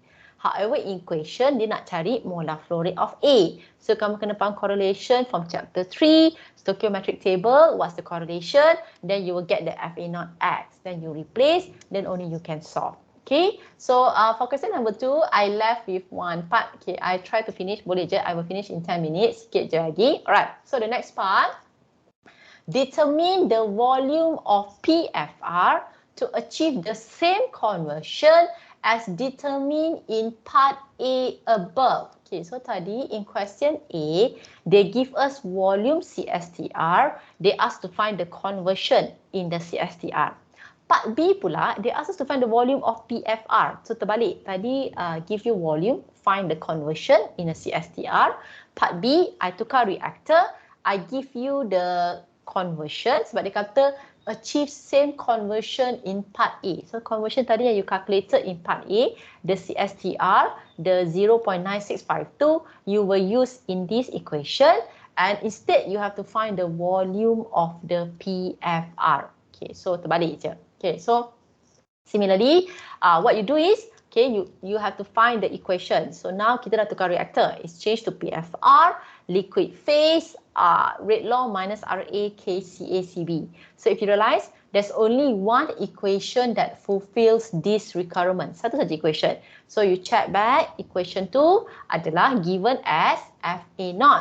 KCA0 square in bracket 1 per theta B minus 1 ln theta B minus X per theta B in bracket 1 minus X. So this is among the longest equation. So kamu dah kena cari equation mana yang nak digunakan. So that's one challenge. Find first the equation. Second challenge, nak ganti dengan nilai. Kamu kena tahulah apa yang kita nak cari. Kita nak cari volume of the PFR, meaning left hand side is what I want to find. Right hand side, everything must be replaced with numbers. So again, we do one by one. Okay, so first FA0. Okay, so part ni pun ada little bit confusion. Kenapa? Okay, sekarang kita nak kena ganti FA0 kan? Okay, so kamu kena ingat. Okay, tadi kita dah sebenarnya cari FA0X. Ingat daripada part 1 I explain to you from the correlation. Daripada mass flow rate C, from mass flow rate C, MC, I get FC. From FC, I will get FA0X. So happen, equation kita memang di atas adalah FA0X. So I will replace straight away with the numbers. However, in the part number 2, dia nak kita ganti FA0. No more FA0X. So how do we do this? Okay, so we know FA0X equals to 12.63. Okay, FA0X from part 1. Okay, so since we already know the X kan kita dah tahu sebab dia kata dalam part 2, we use the same conversion in part 1. In part 1, we calculated the X as 0.9652. So the X now, I can replace with 0.9652. So FA0X equal to 12.63 upon part A. Hence, FA0 akan sama dengan FA0 equal to 12.63 divided by X. So the X, I know 0.9652. I will get now my FA0. Okay, again, I repeat. Pada part A, we get FA0X sebab we do not know the X. In part B, now I can already find my FA0 because saya dah tahu the X. So I replace the X with 0.9652. I get purely my FA0 as 13.09. So I replace my X, I replace my FA0 13.09. Still the same K, still the same CA0, still the same theta B yang 5 that calculated just now, which I explained. The theta B is 5. So you replace everything. X also we know 0.9652. So you will get the volume of the PFR as 0.5711. Okay, so again, I repeat. What's the difference? Question 1, they ask you to find the conversion. They give you the volume of CSTR. Part B, they give you the conversion of the PFR. They ask you to find the volume. Okay, sebab tu a little bit of confusion yang pasal FA0X. Kenapa tadi guna FA0X? Sebab tadi kita tak tahu X. Kita guna FA0X. Dalam part kedua ni, kita dah tahu X. So we can already find the FA0. Okay, so and the last one for today, okay, quite simple. Dia kata, determine the conversion when the above reaction is conducted in a batch reactor with a reaction time of 0.1 hour. Okay, so dia kata now, again, we have to find conversion, but it is now a batch reactor. Okay, so again, kamu kena check. Kalau batch reactor memang dia akan, the equation is to find reaction time. So you go and check. Kalau batch reactor, liquid phase, rate law minus RAKCACB, your equation to find the reaction time is equals to the one in the rate. Kalau kamu tengok macam hampir sama dengan PFR tapi tak sama, looks similar but it's not the same. Sebab PFR is to find the volume, for the batch reactor is to find the reaction time. Okay, so the equation is in the red font. All right, so again, case ni, they give us reaction time 0.1 hour, meaning left hand side 0.1 hour. Right hand side, X tu kita nak cari, the rest must be replaced with numbers, meaning you replace K, you replace CA0, you replace your theta B, you will be able to get your X. So again, for this question as well, when you have extra time, please try to practice by yourself because this is not a straightforward mathematical equation. Kamu tengok ada ln, ada bracket, ada sub bracket in order for you to find the X. But if you solve correctly, you will get the conversion as 0.9261. Maksudnya, to achieve, when you have a batch reactor of a reaction time 0.1 hour, the conversion that you will achieve is 92.61%. Okay, so I'm done for question number 1. Number 2, you can see I go very slow and I can admit the questions are quite tough as I told you. Kenapa? Sebab I want to make sure if you understand question in tutorial, dia adalah akan sama level dengan test and exam or somewhat takkan soalan yang sama macam you can see, but the level understanding tu dah sama. If you can understand tutorial question, memang dah tak ada masalah dalam test and exam. Just that challenge dia nak solve the tutorial question. Alright. So I will finish for today. As I told you, dah lecture sekarang dah bukan 3 jam. It's only 2 hours. It's shortened down to 2 hours already. So I will see you on Wednesday. So Wednesday we will continue tutorial sebab tak habis lagi. Wednesday I will still continue with your tutorial. Right? So that's all for today. Hope you have a good buka puasa in less than 1 hour time. And that's all for today. Thank you everyone. So last week we have already completed question number 1 and question number 2. So as you can remember from the previous class, the question in chapter 4 is complicated. You can see that the solutions are very long, as well as I think the challenges is actually understanding the question and the information before you can actually solve the problem given. So you can see that the questions are not straightforward.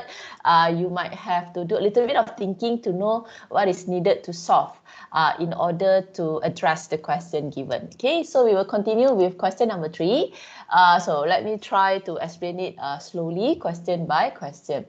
So first, they say the following gas phase reaction is carried out isothermally with no pressure drop. Okay, so the very first important information from the very first sentence is that this is a gas phase reaction.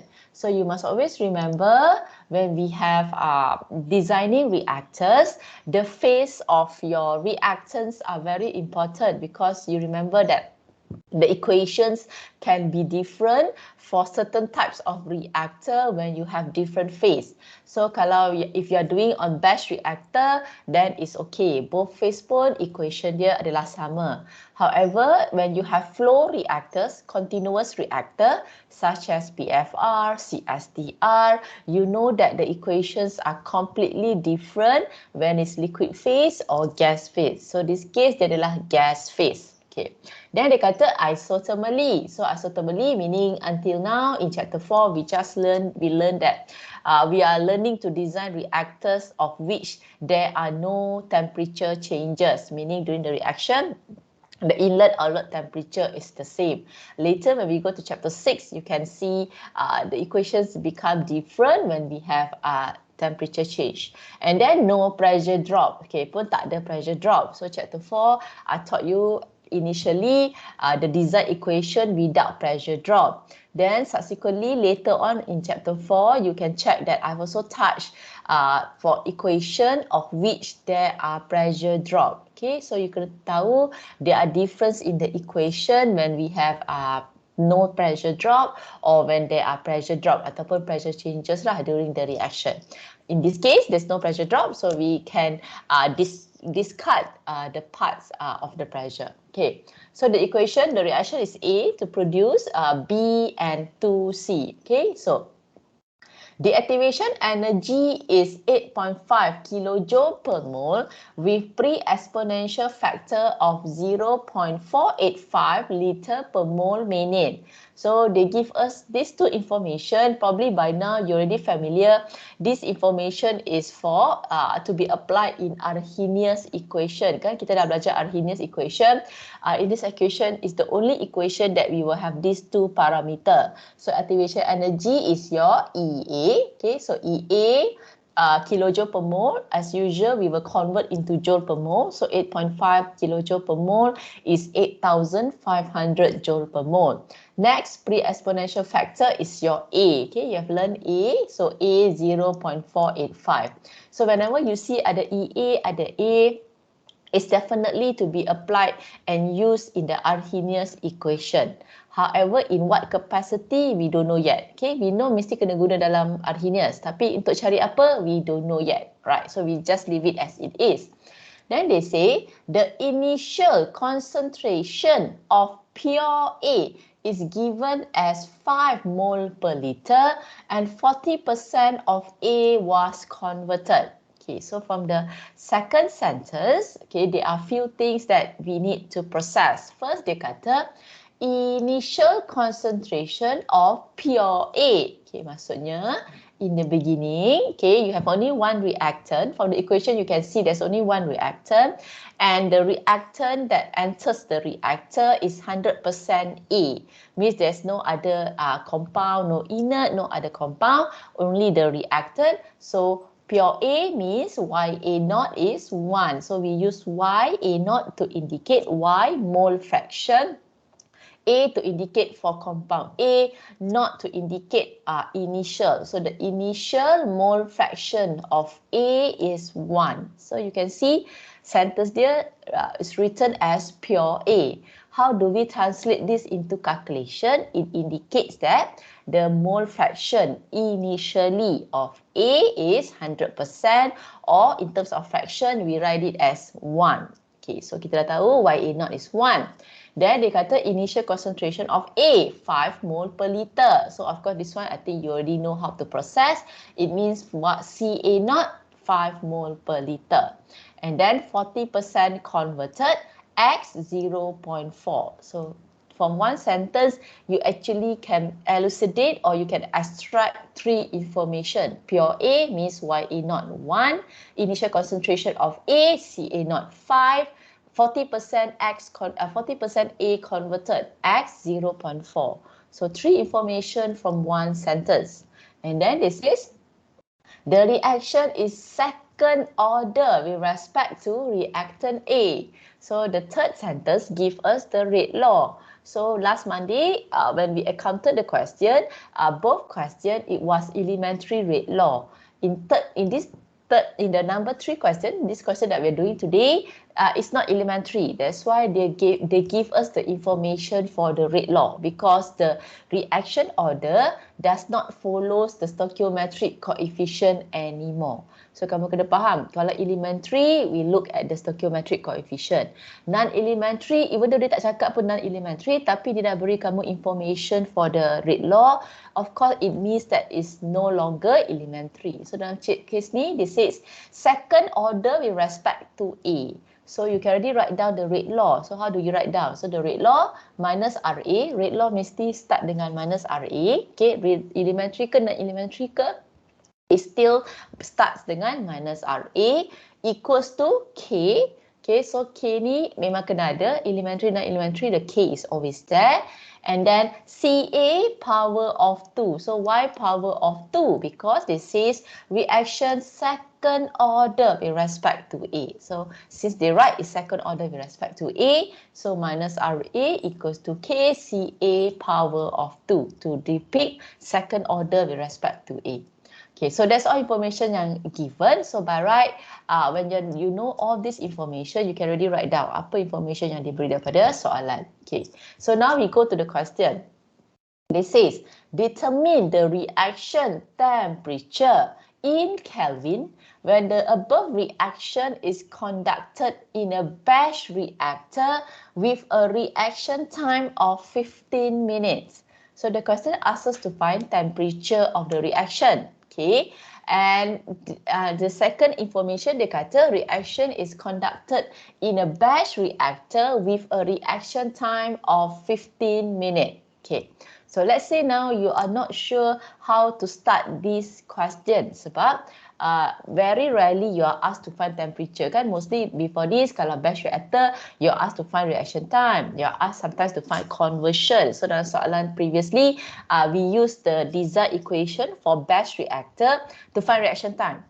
Tapi dalam soalan ni dia beri kita reaction time and then they ask us to find temperature. So let's say you are not sure where to start. So most of the time memang that's the challenge. Kita tak tahu mana kita nak start ataupun what are actually the equation that you want to solve. Okay, so for me, I always start in any engineering question as well or any engineering problem, you always start with what do they want to find? They want to find temperature. Okay, so you learn previously daripada banyak-banyak equation yang kita belajar, there are very few equation yang melibatkan temperature. Okay, so you remember, then you have to check back pula information apa yang ada yang berkaitan dengan temperature. Okay, you know your target is temperature. Meaning dalam equation kamu tu mesti ada unknown temperature yang kamu nak solve to get temperature.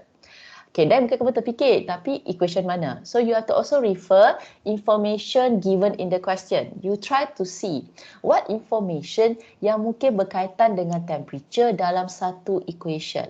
So if you realize, there's only two information yang somewhat related, which is EA and A. Sebab you remember that dalam Arrhenius equation, okay, saya bawa ke sini. If you remember dalam Arrhenius equation ni, sekejap. Okay, kalau you remember in the Arrhenius equation, okay, kita ada A, kita ada EA, and if you realize kita ada temperature, meaning dalam equation ni saya dah ada A, I already given my pre-exponential factor. I already given my EA, activation energy, and T. So T tu apa yang saya nak cari kan? So kita somewhat realize this equation might be related because I can get the temperature of what the question wants from me. Okay, then kamu kena check pula, ada tak lagi unknown lain yang kita tak tahu? Sebab you know in equation, mathematic equation, kalau nak solve equation tu hanya kena ada satu unknown sahaja. If you have more than one unknown in that equation, memang kamu tak akan dapat solve sampai bila-bila. Okay, so you check this Arrhenius. Okay, so AEA dah tahu, temperature kita nak cari. So barat parameter lain semua dah kena tahulah. Okay, so next R. So gas constant kita tahu because gas constant is either 1.987 calorie per mole Kelvin or 8.311, 8.3144 joule per mole Kelvin. So R saya dah tahu. So then I look at the left hand side. Left hand side is K. So kalau kamu perasan, in this question, kita tak ada sebarang information of K, the reaction rate constant. We were not given any information about reaction rate constant.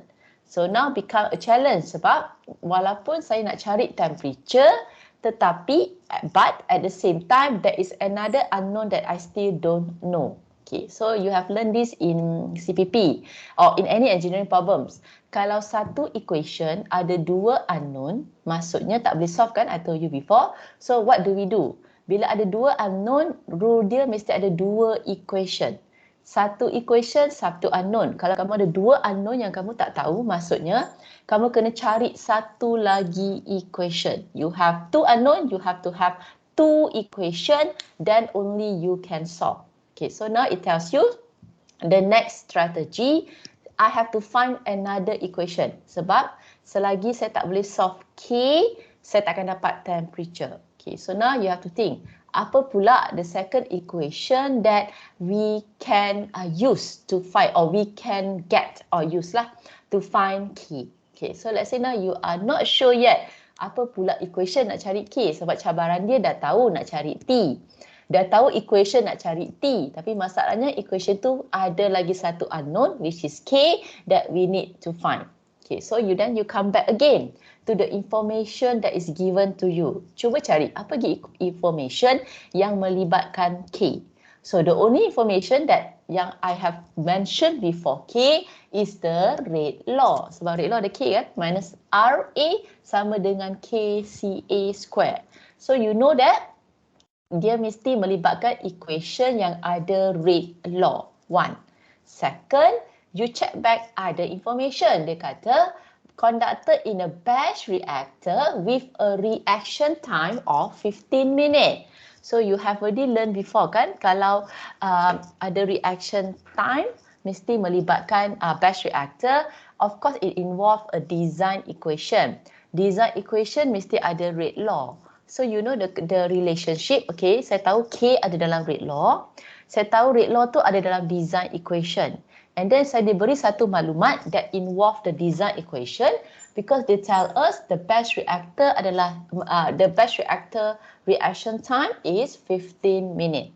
So what you do, you have to go check your batch reactor punya equation. But remember I taught you when you want to check the equation yang nak digunakan, you have to remember the 3 condition according to the question. So in this question, first dia kena batch reactor, okay? Second, dia adalah gas phase. So kalau batch reactor, you don't have to worry. Gas atau liquid, the equations are the same. And the third rule that you have to follow, rate law dia. You have to check rate law. So in this question, rate law dia minus RA equals to KCA power of 2. So when you check from the notes in chapter 4, there will only be one equation that fulfills this condition. As I show you in the screen, the one that I highlighted in the red, this is the only one equation di mana it gives that reaction time for batch reactor equals to 1 per kCa naught in bracket x per 1 minus x close the bracket. So this is the only one equation where dia fulfill batch, gas phase or liquid phase pun tak apa, and the rate law of minus RA equals to KCA square. You must understand, if I change reactor or I change the rate law, equation ni pun tak valid. So that's the challenge bila if you choose the wrong equation to be used, then definitely the whole thing is wrong. Okay, so from this equation, kita kena ingat balik apa yang kita nak cari. Tadi kita dah katakan, masalah kita to find the temperature because we don't have K. So from this equation, you see that the second equation yang kita dah elucidate, the second equation tu ada K. So maksudnya, by right from the second equation, I will get my K, and then for my K, I replace into the Arrhenius in order to get my temperature. Okay, so how do we solve this? So on the left-hand side, reaction time is already given 15 minutes. Left-hand side, okay, K is what I want to find, so I leave it. Ca0 kita dah tahu 5.0 mole per liter. X was 0.4. So again dalam equation ni, kita dah tahu segala unknown besides K. So of course you can solve your K. You will get your K as 0.0089. So dalam kes soalan ni dia menarik sikit sebab sebelum ni soalannya biasa kita tahu temperature, kita cari K. Soalan ni terbalik, dia suruh kita cari K dulu, then only we can find the temperature. So you can see question chapter 4 is to mimic, dia macam nak cakap, dia bukan straightforward because you have to understand senario yang berlainan di mana how the equation can be applied depending on the situation of which you have to fit the equation to the situation. So soalan 1, 2, tahu temperature, cari K. Soalan ketiga, kena cari K dulu baru tahu temperature. Okay.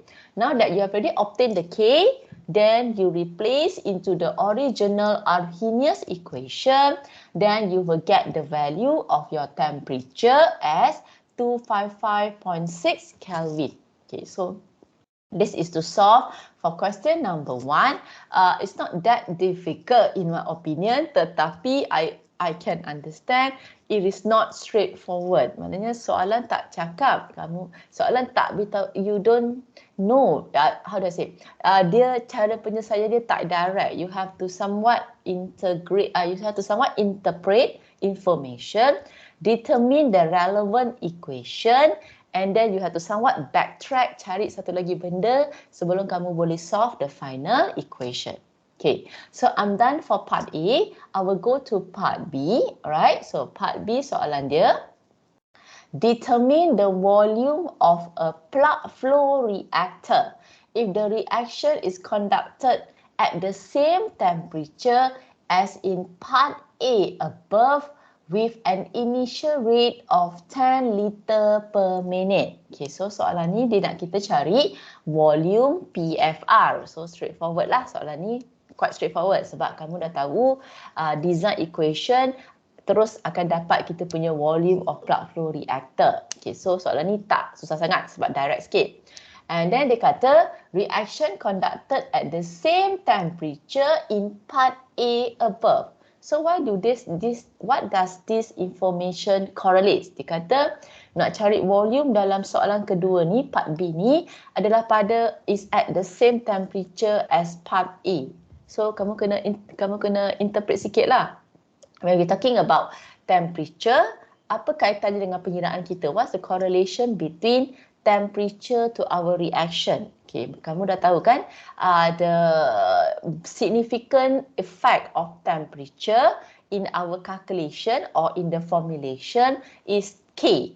Maksudnya dia tak beritahu kita kalau sama temperature in part A, meaning we interpret it as we can use the same value of K. So part A tadi kita dah dapat, kita dah kira, right? We calculated the K was 0.0089. Since the temperature does not change, hence in part B, you can use the same value of K, which is 0.0089. Okay, done. Next, dia kata, initial rate of 10 liter per minute. So by now, you already know liter per minute is volume per time. Volume per time is volumetric flow rate. And this is initial volumetric flow rate. So this one, you have to be very careful sebab kamu kena ingat for flow reactor, PFR or CSTR, okay, volumetric flow rate, inlet and outlet is no longer the same. That's a very important thing you have to remember. Initial and outlet volumetric flow rate for gas phase is no longer equal. Okay, kita dah belajar kan kenapa dia tak equal sebab for gas, the volumetric flow rate is influenced by the reaction, influenced by temperature, temperature change and pressure change. And that we know the correlation. Okay, the equation is given as following. Kalau gas phase, flow reactor, PFR or CSTR, outlet volumetric flow rate equals to inlet volumetric flow rate in bracket 1 plus epsilon x. Technically, kalau ada temperature, ada pressure change, P per P naught. Kalau ada temperature change, T naught per T. Tapi sebab soalan ni tak ada temperature change, no pressure change or pressure drop. That's why part yang P per P naught, T naught per T tu tak ada kat bahagian belakang equation ini. Okay, done. Okay, so how do we solve this? Okay, so again, as I told you, bila kita nak guna design equation, you have to check these three information. First, plug flow reactor. Second, gas phase. So tadi kalau macam batch reactor, the phase are not important. Equation dia sama. Tapi kalau flow reactors, PFR or CSTR, you have to really check is the equation is must be for gas phase. Okay, so soalan ni adalah gas phase. So tu syarat kedua. Third rule is of course the rate law. So rate law masih sama sebab rate law is depending on the reaction. Tak bergantung kepada reaktor. Apa-apa jenis reaktor pun, rate law dia yang tadi kita deduce minus RA equals to KCA power of 2 tu, regardless whatever reactor, rate law masih sama. Okay, so if you check this equation, the equation that fulfill these three condition is only one equation yang akan fulfill. So equation dia is given in this red the red font that I highlighted. Okay, so kalau kamu check, sama je kalau kamu ingat equation bila saya deduce kita ada 3 version kan. Okay, the first 2 version adalah untuk cari volume PFR. The third version is to find the space time. Then kenapa ada 2 version untuk volume tu? Because the first version, if you know FA0, inlet molar flow rate. The second version, if you know inlet volumetric flow rate. So dalam contoh soalan ni, we are given inlet volumetric flow rate. That's why I use the second version of the equation. So penting juga untuk kamu tahu beza dia dan bila kita nak guna version pertama, bila kita nak guna version kedua. Okay, so if you remember, I taught you equation dia panjang kan, banyak equation. This is the longest equation that you have to apply lah. Nasib baik kamu tak payah hafal, you just need to know how to use it. Tapi sometimes walaupun equation diberi pun, sometimes we might not be able to solve it accurately. Okay, so let us discuss macam mana kita nak solve question ni. Okay, so you know kita nak cari volume. So the left hand side is what we want to find. VPFR is the unknown we want to find. Meaning on the right hand side, everything else have to be solved and with numbers. Okay, we start first with initial volumetric flow rate. So this one kita dah tahu is 10 liter per minute given in question. Settle. K value as kita dah deduce because it's same temperature as part A. So value K dalam part A tu kita boleh guna dalam part B, which is 0.0089. Yang tadi kita kira, kita dah boleh guna. CA0 is already given in the question, which is 5 mole per liter. So we can use it. Next, you can see X. X pun kita dah tahu, the conversion is still 0.4. Settle.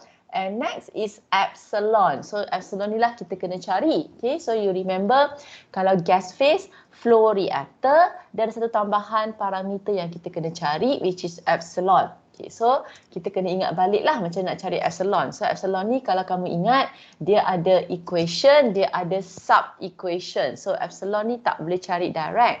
You have to somewhat find the main equation and then the sub-equation. So you don't have to memorize, tetapi you have to really understand sebab equation dia boleh berubah depending on the reaction. So what do I mean by that? Okay, epsilon, if you remember, equation dia adalah equals to YA0 sigma. Okay, nak cari epsilon, equation dia is equals to YA0 sigma.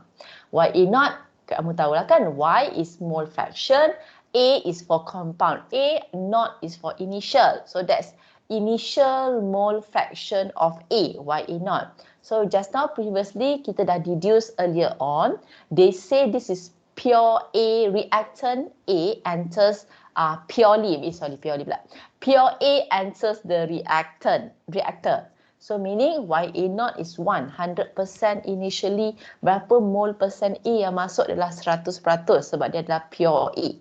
So dalam bentuk fraction, it is 1. So YA0, 1. Dan next, sigma. So sigma pula ada lagi satu equation untuk cari sigma. That's why I said it's a equation with sub-equation because kita nak sekarang cari sigma pula. Okay, nak cari sigma, equation dia tak fix. Why do I mean by tak fix? Because if you remember, sigma is basically the addition of subtraction of your stoichiometric coefficient ratio, di mana dia boleh jadi tambah untuk produk minus untuk reactant. So you have to remember, dia hanya stoichiometric coefficient ratio tu will be positive for the product, negative for the reactant. Okay, so in this case, in this example, we have 3 compound A, B and C, of which A is reactant, B dan C adalah product.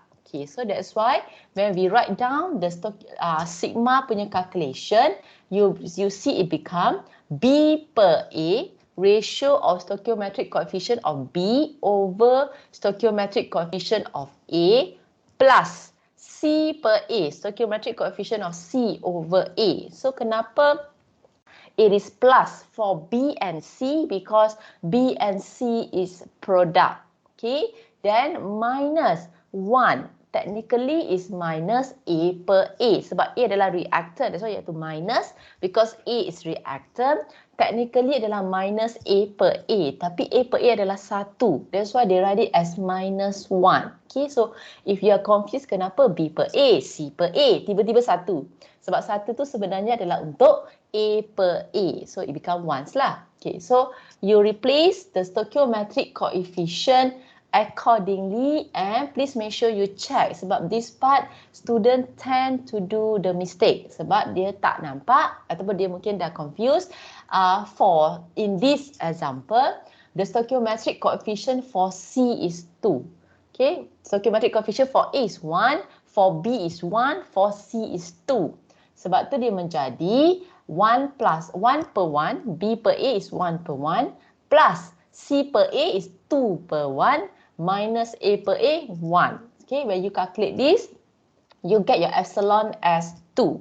So as I told you before in lecture previously, epsilon ni boleh jadi negatif, boleh jadi positif depending on the reaction. So if let's say you get negative pun tak apa, if you get positive pun tak apa, asalkan you calculate correctly. So the possibility of getting negative or positive epsilon is normal. Okay, so kalau kamu dapat negatif, kamu jangan takut kamu rasa salah. It can be negative, and if you get positive pun, it can be positive, but make sure you calculate correctly. So once you get your epsilon, okay, straightforward, you just replace into the equation. So this is quite a long equation. Okay, you have to learn when you got time after this. Please make sure you really try to practice using your calculator to calculate. You should be able to get the volume of the PFR as 330 liter. Okay, so that's all for question part B. Question part B is quite straightforward, tetapi you must really remember yang soalan 1 dengan 2 sebelum ni liquid phase. Kamu akan perasan equation dia betul-betul berlainan bila kita ada gas phase reaction. So as long as you remember that, you should be able to solve question number 3 quite smoothly. Okay, so as usual, I will leave about 1 minute for you to catch up or to just practice. If you have your calculator in front of you, I will come back in about 2 minutes time.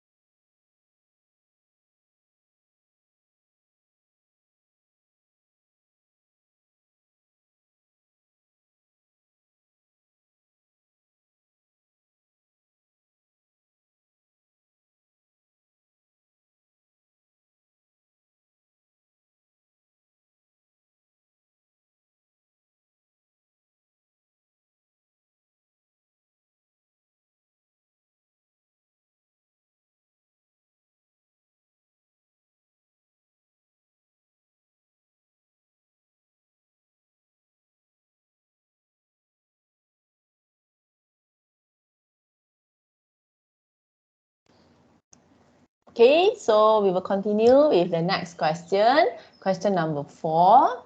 Okay, so question number 4. Let me see.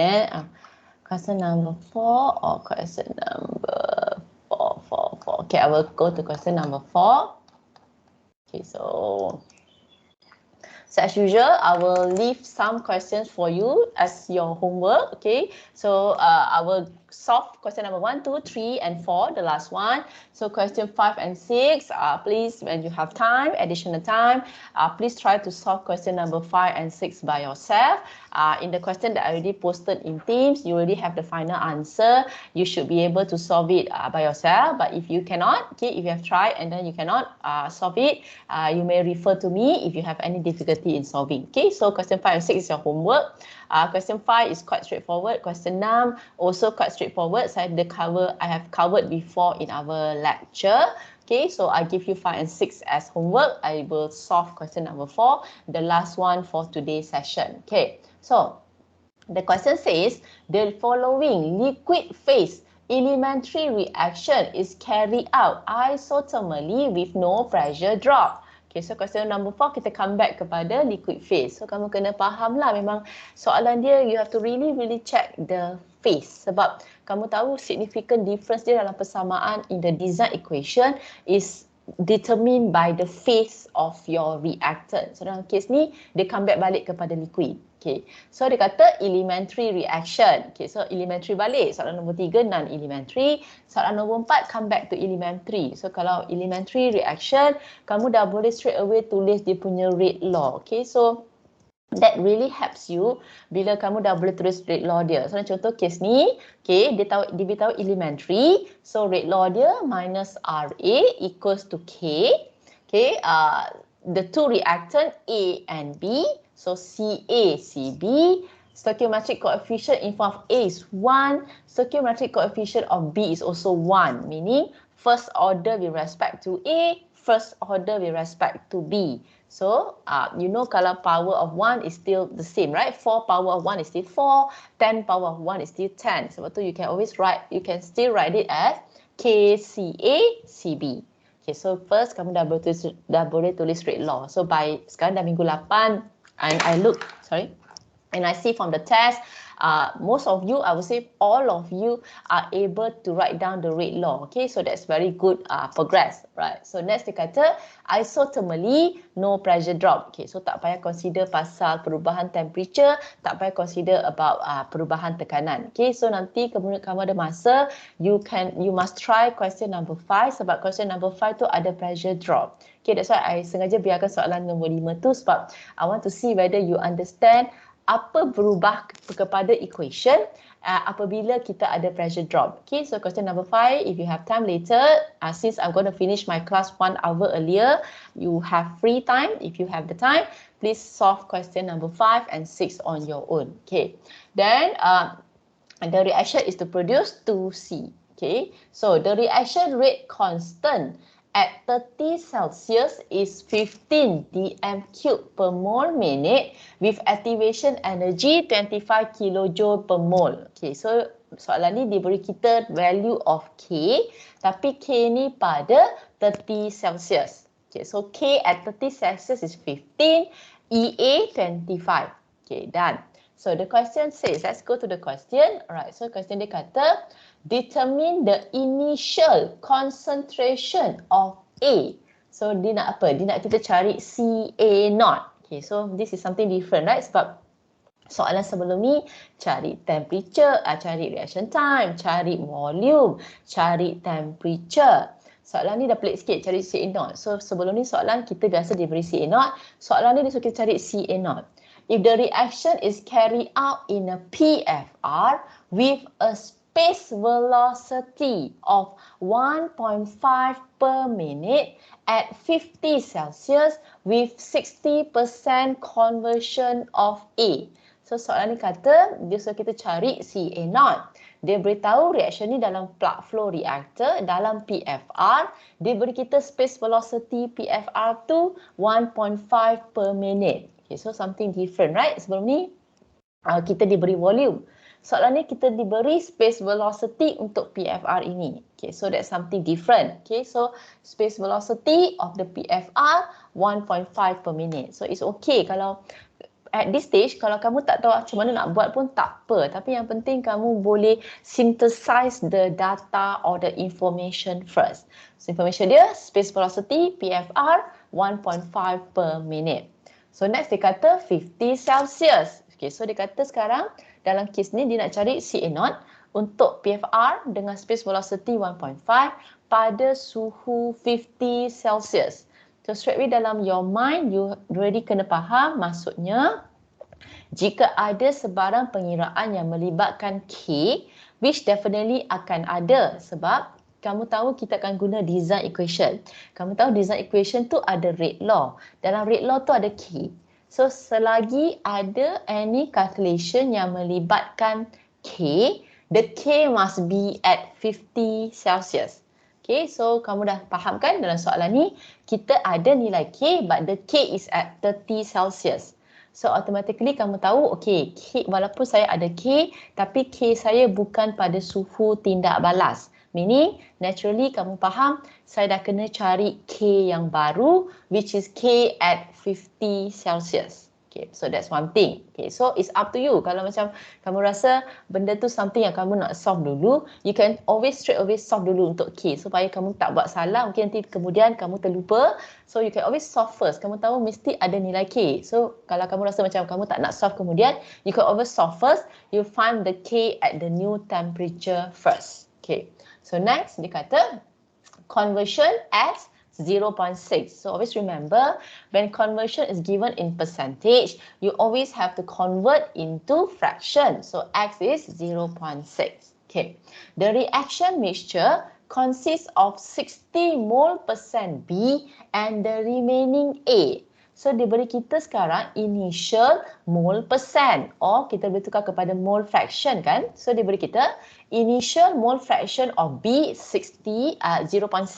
So YB0 0.6, automatically of course lah YA0 0.4. So dia beri kita YB0 0.6, YA0 0.4. Okay, so that's the information that they give. Macam mana kita nak guna information tu, kita tunggu dulu sebab kita tak tahu macam mana dia akan digunakan. Okay, so that's all that you have so far. You already elucidate the rate law. You know this is liquid phase. You know the value of K, tapi K pada 30 Celsius. You know EA, you know YB0, you know YA0. Okay, so how do we solve this? Jadi kita nak cari CA0. Dia nak cari CA0. Okay, so if you realize from the question, okay, mana kita nak cari CA0 tu? Okay, the only information macam saya always tell you, kamu kena tahu, okay, apa information, apa benda kita nak cari, CA0, and then tengok balik apa information yang boleh digunakan ataupun apa information yang possible akan muncul dalam satu equation yang mana kita boleh cari CA0. So if you realize the only one information is actually the space velocity. Okay, dia beritahu kita space velocity of PFR 1.5 per minute. So kamu rasa macam this is something unique information kan? Biasa kalau macam soalan-soalan lain, information dia almost the same. Tapi dalam soalan ni dia tiba-tiba beri kita space velocity. So you know that somewhat mesti dia melibatkan equation yang ada space velocity. However, kamu mungkin terfikir tapi I've never taught you equation yang ada space velocity. I did taught you that space velocity sama dengan 1 per space time. Tu saya pernah ajar kamu. Space velocity sama dengan 1 per space time. Tapi saya tak pernah ajar kamu design equation yang ada space velocity, which is correct. I never teach you any design equation yang melibatkan space velocity. Tetapi if you remember, I did taught you design equation yang ada space time. Do you remember? Untuk setiap design equation yang saya ajar kamu, sebenarnya saya ada ajar version yang ada space time. Okay, ataupun erti kata lain, okay, if you remember, katakanlah kamu tak ingat juga version yang space time pun tak apa. Okay, so you go back and check your design equation. Okay, again sama, kamu kena check design equation yang fulfill 3 condition. PFR, liquid, rate law dia minus RA equals to KCACB. Kamu kena betul-betul check equation yang ada tiga condition ni. So if you check, there's only one equation ataupun by right ada 3 equation lah yang fulfill design yang fulfill that condition kan, atau you 2 version pertama yang melibatkan FA0, version kedua yang melibatkan epsilon naught, These two version is to find volume. The third version is to find space-time. Okay, so version yang kedua dan ketiga pun sebenarnya kamu boleh guna. It just depends on how you rearrange the equation. So for example dalam kes ni, saya guna yang version kedua. Version kedua equation tu kata the volume of PFR untuk PFR liquid minus RA KCACB is equal to this equation. Volume PFR equals to epsilon naught, your initial volumetric flow rate, per KCA0 in bracket 1 per theta B minus 1 ln theta B minus X per theta B1 minus X. Ni version yang ada epsilon naught. Okay, so dari version ni, kalau kamu ingat, okay, again saya takut kamu confuse. Dia ada dua version yang volume dengan version space-time. Version space-time pun boleh kamu terbalikkan sahaja, kamu dah dapat space velocity. Ataupun saya guna version yang ni sebab sama je konsep dia. Okay, kenapa I say it's the same?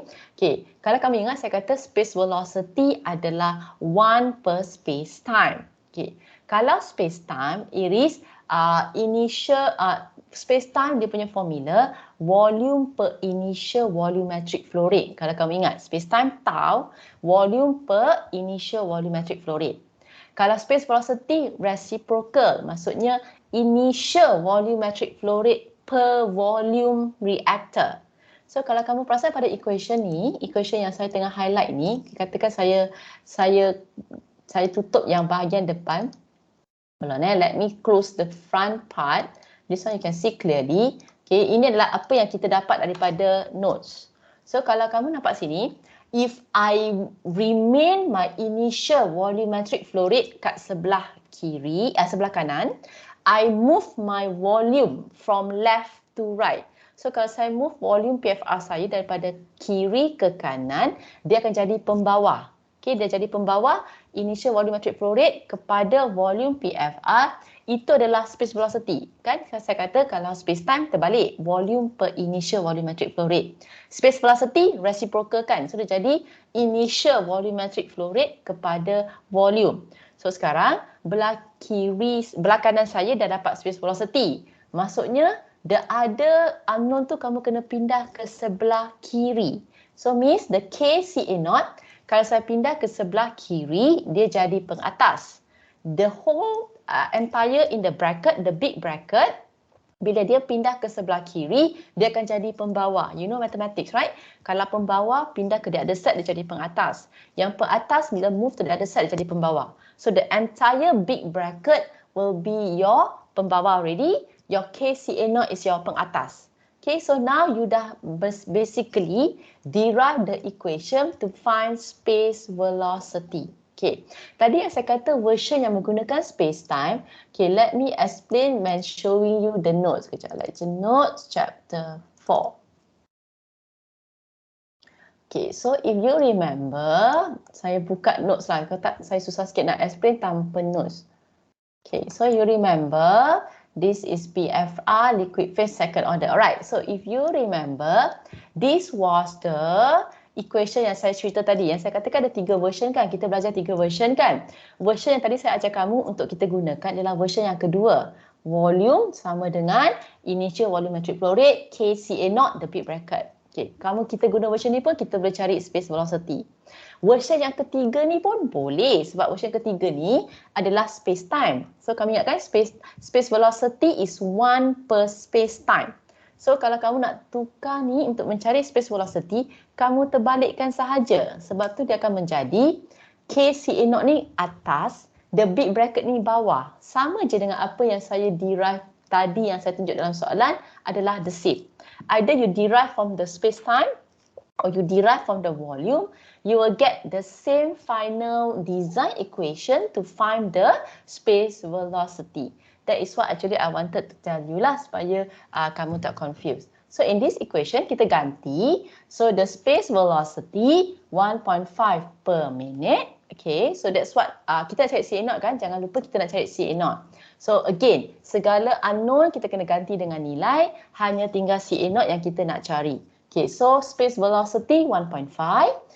The K So sekarang kamu kena ingatlah, kita kena cari K pada suhu 50 Celsius. Because although we are given the value of K, the K is at 30 Celsius. However, our reaction is at 50 Celsius.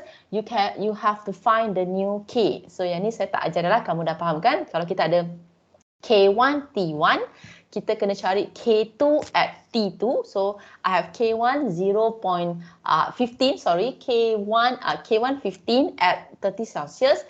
I can find K2 at 50 Celsius. However, don't forget, the temperature must be converted into Kelvin because the value of R, regardless 1.987 or 8.3144, the temperature unit is still in Kelvin.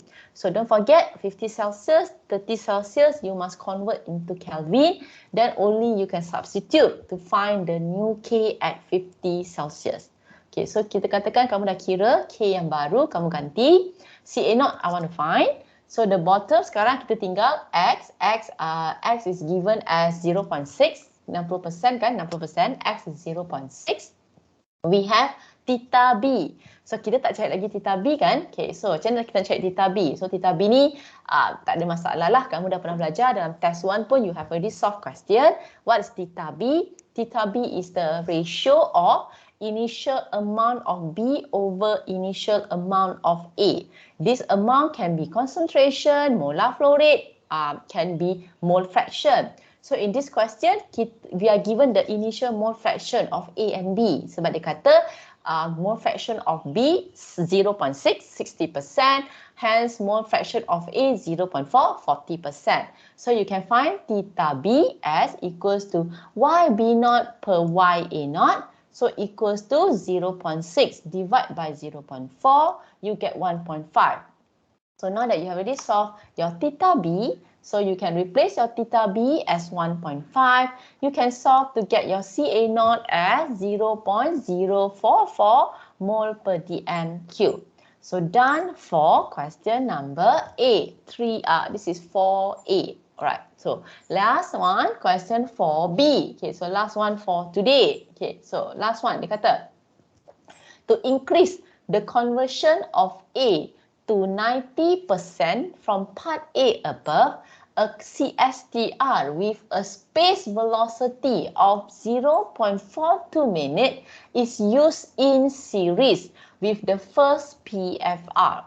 As a result, the initial mole percent of reactant A and B must be changed. Determine the new initial mole percent of reactant A and B using the initial concentration of A and the reaction rate constant obtained in part B, in part A above. Okay, I don't think I can manage to finish this question. I only left 6 minutes. I'm so sorry because the 10:30 meeting tu I cannot be late. Dan saya tak rasa tak sempat untuk saya habiskan. And I think it's not fair kalau saya rush soalan ni sebab kalau tak faham pun no point, right? I explain. So I'm so sorry. I will continue part B during our lecture next Monday. I just finished a little bit of this part B and then we will continue with lecture. Okay, so I'll finish the tutorial session early today. If you have time, 1 hour, can you please try to do question 5 and 6? And I promise I will come back to question 4B this Monday during our lecture. Okay, so thank you everybody and I will see you next Monday. And please don't forget your lab. Let me open up. Right, so, okay. Right, so but before I continue, let me explain a little bit lah sebab last week saya stop kat part A. For me to go for B, I have to explain again lah the question. Okay, so the question was, if you remember, we have a liquid phase reaction, elementary reaction. Okay, so we know that with in 4A part, we have already elucidate or we have already came out with the rate law. So the rate law was actually minus RA equals to KCA/CB. Okay, so that one done. Okay, and then they give us the value of K, that's reaction rate constant, which is 15, but the 15 is actually at 30 Celsius. So you understand, if you're given the value of K at a certain temperature, you have to always check before you use it in your calculation. Sebab as I told you, fundamentals dia, the value of K for your design of reactor, the K must be at your reaction temperature. So if you have K at any other temperature besides your reaction temperature, you have to find the new K. Okay, so example in this case, your K is 15 at 30 Celsius, tapi establish kat part A ni, the reaction is at 50 Celsius. So naturally kamu kena carilah K baru, which we already done. Okay.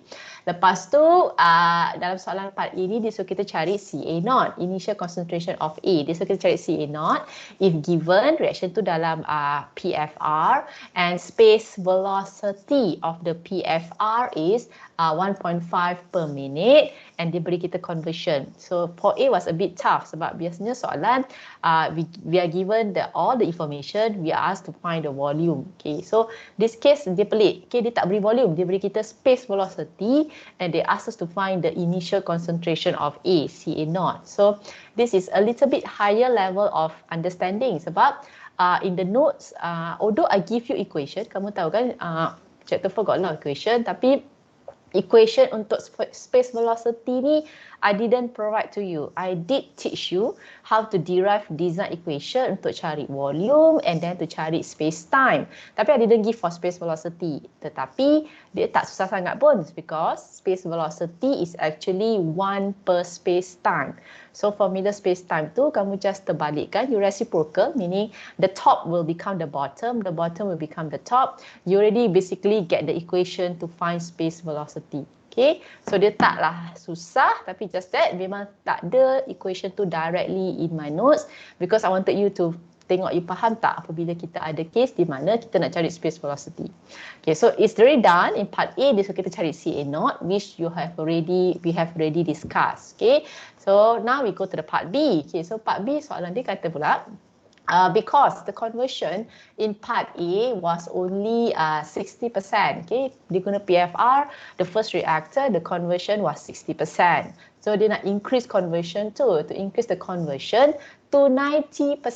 Okay, from part A, so means reactor pertama 60%, reactor kedua I want to increase to 90%. So dia kata a CSTR with a space velocity of 0.42 per minute is used in series with the first PFR. So soalan dia pelik sikit. Dia combine reactor, tapi biasanya when I teach you, we combine identical reactor. Kita combine 2 CSTR ke, 2 PFR ke. Okay, so this one a little bit weird. They combine PFR and the first reactor was a PFR. The second one is a CSTR, which I admit practically dia tak mungkin terjadi lah. We do not mix reactor dalam tindak balas. Okay, so just take this as a scenario saja yang berlaku dalam soalan, tapi practically we do not mix the different types of reactor. Okay, so the soalan dia kata the second reactor is a CSTR and dia beri the space velocity 0.42 per minute. So kamu kena be very careful. Kalau space time, unit dia time lah, minute. Space velocity kan 1 per space time.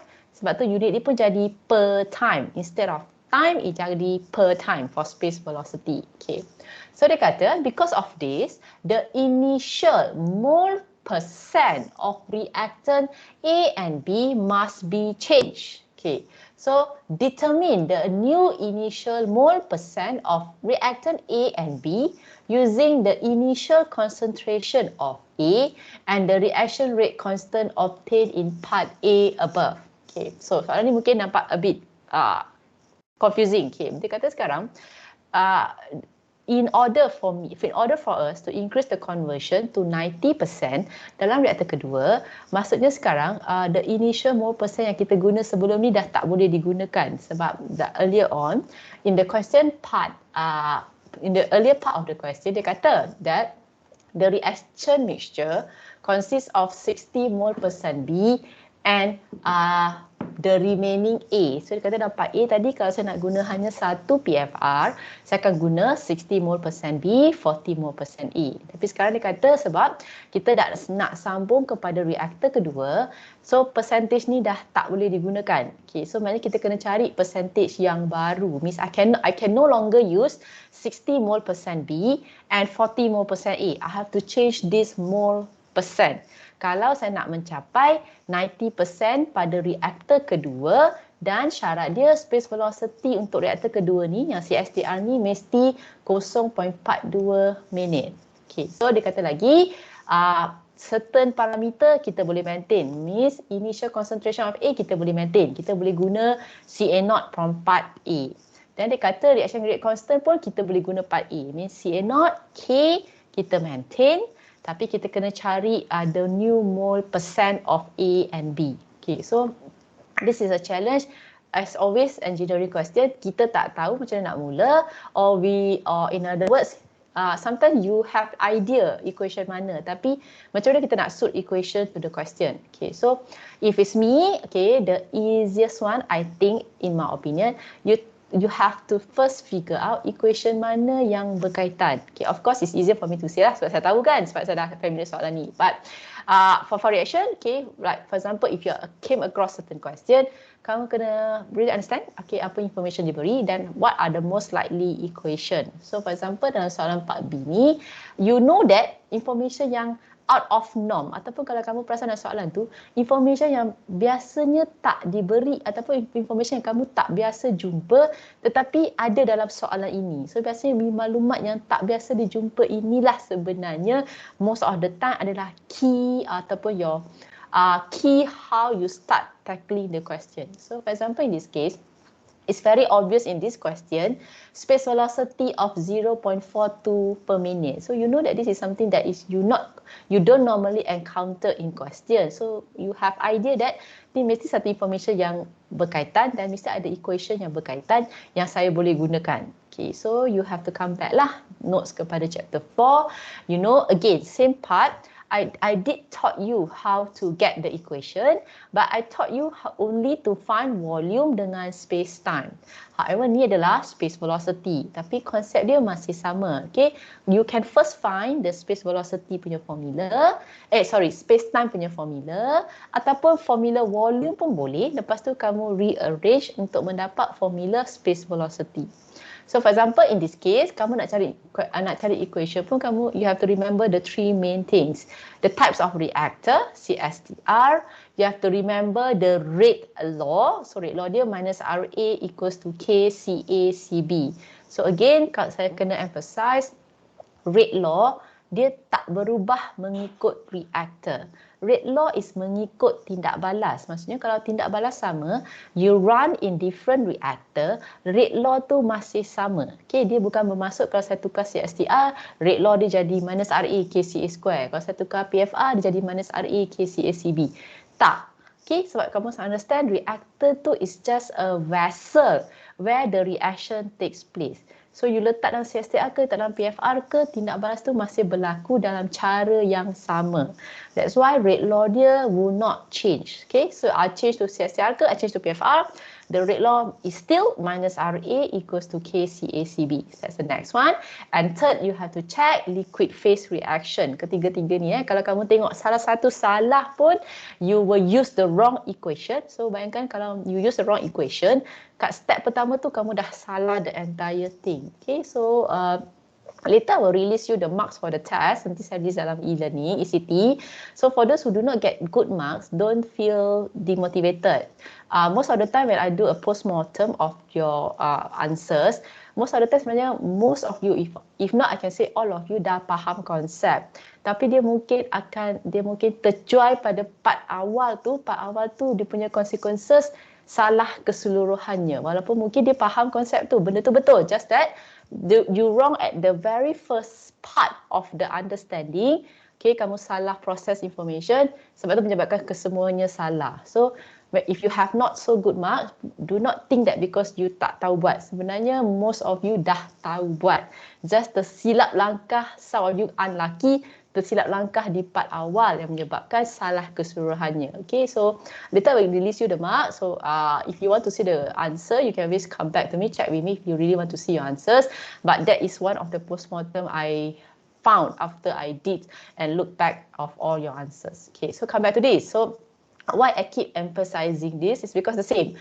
Kalau kamu tertengok, if you look or you check the wrong equation, then habislah keseluruhan question. So maybe like 15 marks, you wrong at the very first equation, the entire 15 marks become 0. So tak semestinya, tak bermaksud kamu tak tahu. Kamu tahu je, just that tertengok equation yang salah. Okay, so that's the consequences lah, right?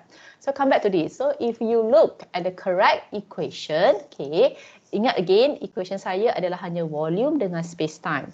Nak cari space velocity, terbalikkan sahaja equation yang untuk space time, and you will see that the equation becomes like this. Okay, space velocity equals to equation dia K CA naught in bracket 1. Oh, sorry, this one saya kena ajar.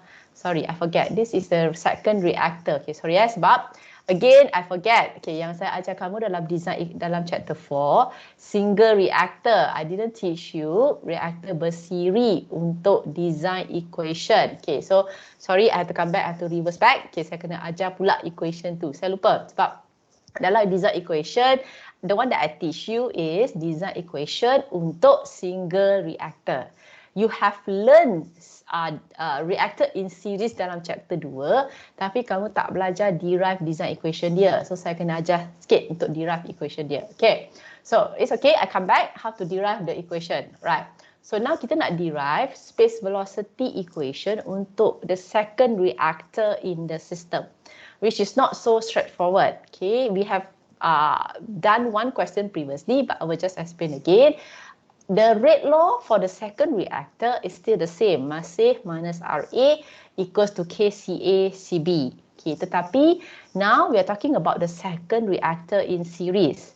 The only difference is rate law masih sama, but the concentration now becomes the concentration of A and B in the second reactor.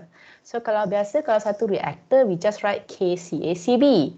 However, when you have two reactors, you have to identify, are you talking about the first reactor or you're talking about the second reactor? In our example, we are talking about the second reactor. Sebab tu kita kena tulis sebagai KCA2 CB2 to indicate concentration in the second reactor for A and for B. Okay, then you have to remember pula, we have to derive the equation for the CA2 and CB2. So sebelum ni kamu selalu buat untuk CA, CB. Apa yang berubah kalau kita nak kira concentration in the second reactor? Dia tak susah sangat. The only difference is in the first reactor kita measure in terms of X1, conversion pada reaktor pertama. Kalau reaktor kedua kita akan measure in terms of X2. Sebab tu formula dia akan menjadi for CA2 become CA0 in bracket 1 minus X2 because now we are measuring the conversion in the second reactor. So for CB as well, so become CA0 in bracket theta B minus B per A X. Okay, so B per A X. The B per A in this example is 1. So B per A tu, we look at the chemical equation. So B per A is 1. Sebab tu you become CA0 theta B minus X2. Okay, settled. Okay, now part yang how do we combine all this information? Sebab as I told you, dalam chapter 4 saya tak ajar reactor in series punya design equation. But you have learned in chapter 2 a little bit. Okay, apa maksud dia? Okay, dalam chapter 2 you have learned volume of the second CSTR, okay, kalau bersiri equals to FA0 in bracket X2 minus X1 per minus RA2. This one kamu belajar dalam chapter 2. Okay, just dalam chapter 2, kalau kamu ingat, nilai minus RA2 is given to you, kan? We have a table or we have a plot. Kamu terus tengok, kalau X2 katakan 0.8, berapa minus RA2? Kamu terus dapat nilai dia, kamu terus ganti nilai. Itu yang kamu belajar dalam chapter 2. Tapi sekarang bila di-combine dengan information chapter 4, kita dah tak tahu berapa nilai minus RA2 already. Okay, in chapter 2, we are given. In chapter 4, become harder. I do not know the minus RA2 value. But instead, I have already know the rate law. So, minus RA2 equals to KCA CB2. Okay, kita dah explain. Okay, then, you know CA2, CB2 ni kita kena express in the form of CA2 is CA0 1 minus X2. CB2 is CA0 in bracket theta B minus X2, which I've already explained just now. Okay, so when we combine, kita dapat dalam bentuk ini. Okay, so kenapa CA0 square? Because CA2 ada satu CA0, CB2 pun ada satu lagi CA0. So when you multiply, you get power of 2. So it become K CA0 square. So in bracket 1 minus X2 in bracket theta B minus X2. B per A is 1. Okay. Then, okay, the part E sekarang, bila we derive this, we don't have initial volumetric flow rate, epsilon naught. Okay, sekarang kita ada FA naught di atas, K dan CA naught di bawah. Okay, belah kiri volume lah. Kan kita ingat space velocity adalah initial volumetric flow rate per volume reactor. Dia terbalik. Kalau space time, volume per volumetric flow rate, space velocity, volumetric flow rate kepada volume. Okay, so dalam equation ni kamu tengok we don't have volumetric flow rate. So macam mana kita nak rearrange kalau kita tak ada volumetric flow rate? That's why we learn, okay, FA0, 1 FA0 at the top. If you divide with 1 CA0 at the bottom, you get initial volumetric flow rate. Sebab tu sekarang saya bahagi satu FA0 di atas, satu CA0 di bawah, saya dapat epsilon naught. So sekarang saya dah ada epsilon naught. So atas epsilon naught, X2 minus X1. Bottom, K CA0. Hanya tinggal satu CA0 lah sebab satu CA0 saya dah divide. Then in the bracket, 1 minus X2, theta B minus X2. So now you have this. So sekarang this is where you need to have further understanding. Okay, volume on the left. On the right, I have the volumetric flow rate. I have the other part of the equation.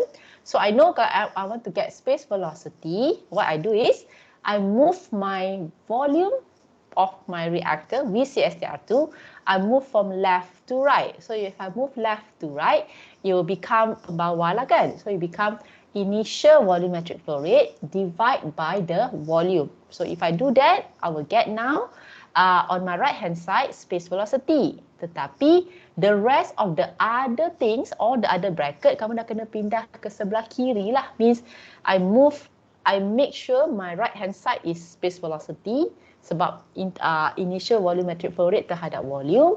Benda yang selebihnya saya kena pindah ke sebelah kiri. Okay, so I macam switch. So that's why you get now on your right hand side, okay, yang K CA0 ni pindah ke sebelah sana dia jadi pengatas. So become pengatas, right? 1 minus X2, theta B minus X2 move to the other side, it become pengatas juga sebab sekarang dia dah jadi pengatas. The bottom will become X2 tolak S1 lah yang ni. Yang selebihnya dah menjadi space velocity. So now I've already derived the space velocity equation for second CSTR in series. So again, let me repeat. Kalau kamu tengok kenapa equation tak ada dalam notes, memang tak ada dalam notes sebab chapter 2 saya ajar half.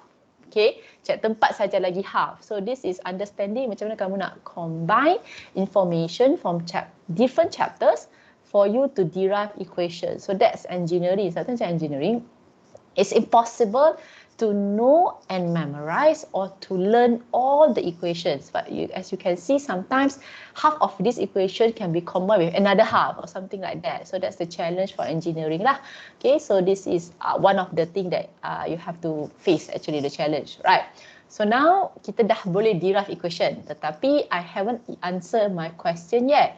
Tetapi soalan kata nak apa? Soalan kata dia nak cari the new mole percent of A and B. Sebab kita kata sekarang bila kita nak sambung kedua reaktor dalam the series, kita dah tak boleh guna 60% A, 60% B, 40% E. So apa relevannya ataupun macam mana kita nak cari berkaitan menjawab soalan dengan equation?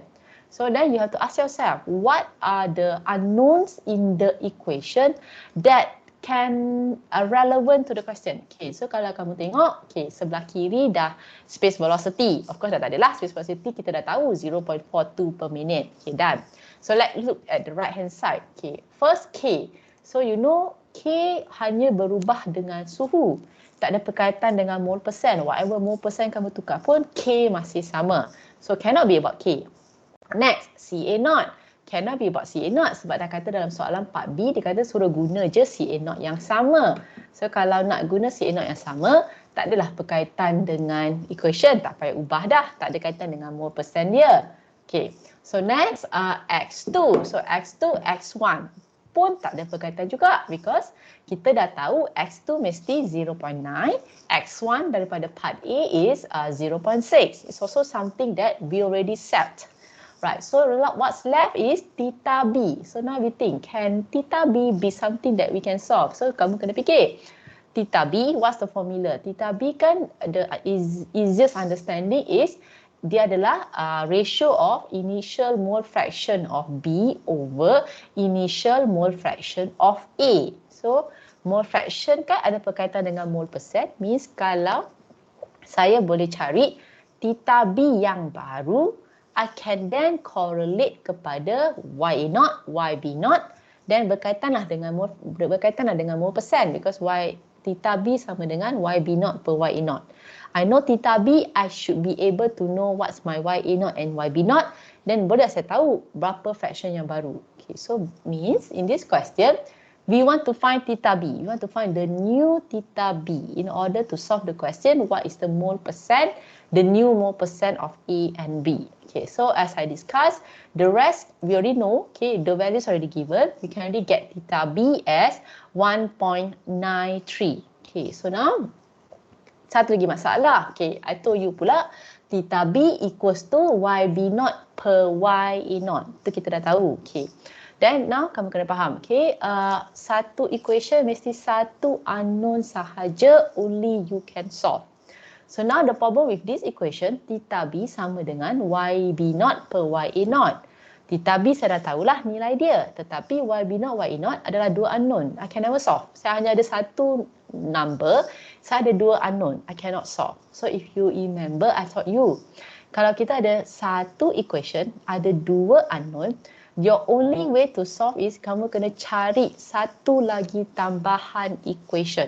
As long as you don't have equal number of equation to the unknown, you can never solve. So contohnya katakan dalam equation tu kamu ada 3 unknown, kamu mesti make sure kamu ada 3 equation baru kamu boleh solve. You have only one equation, 2 unknown ke, 3 unknown pun, berapa banyak unknown pun, as long as more than one, you can never solve. So means in this case, what I need to do? I have to add on one equation. So tak boleh sembarangan add. You cannot just simply, okay lah, kita tambah equation. Tak boleh. So you have to think or you have to figure out what are another equation that I can introduce. Okay, so it come back to pemahaman kamu mengenai YB0, YA0. So YB0, YA0 ni kan mole fraction or mole percent. They are mole percent, right? So you know the total mole percent of A and B, it must be 100% or fraction in term of fraction 1. Meaning YA0 plus YB0 because it's an initial mole percent. Berapa composition yang akan masuk ke dalam reactor, composition dia mesti maximum 100%. So meaning Y in terms of fraction 1. So meaning since only I have A and B, so the YA0 plus YB0 it must be equal to 1. Tu dia punya understanding. Okay, YA0 plus YB0 equals to 1. So now I already have additional equation because I can correlate YA0 to YB0 because I know in my reactor, in my system, these two fractions added must be 1. Okay, so instead of writing YB0, which is additional unknown, I write it in terms of YB0 equals to 1 minus YA0.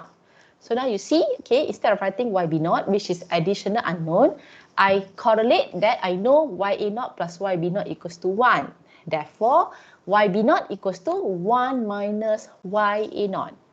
So now by doing this, you realize I'm only left with one unknown, YA0. So how do I'm left with one unknown? Because I introduced another equation. How do I introduce a new equation? Because I understand I add in A and B, composition dia mesti mole, in terms of mole 100%. So now when you're left only one unknown, you dah boleh solve lah because you know theta B, you only need to know YA0. So you can solve, you will get YA0 as in terms of fraction 0.34, in terms of percent 34%. Okay, so what about B? So B kan same concept, both added must be 100%, right? So if YA0 is 34%, YB0 become 100 minus 34 percent or 1 minus 0.34. Either way, kamu nak kira fraction, you also can. You can in percentage also can. You come up with the same. So your B fraction is 0.66 or in terms of percent, 66%. So you see 66 plus 34 is 100%. 0.34 at 0.66 is also 1. Okay, so you have solved the question for part B. So I do admit the question in part B is very, very tough. Okay, sebab the equation is not given to you directly. So understanding of which equation, how do you fit, that's a major challenge lah for the tutorial chapter 4. Okay, so as I told last week, question 5 and 6 I will not cover because I would like you to, when you have free time next week, since we don't have class next week, you have free time, then can you please try to attempt question 5 and 6. Okay, my tutorial question I already provided the final answer. Try first. If you are not able to solve it, then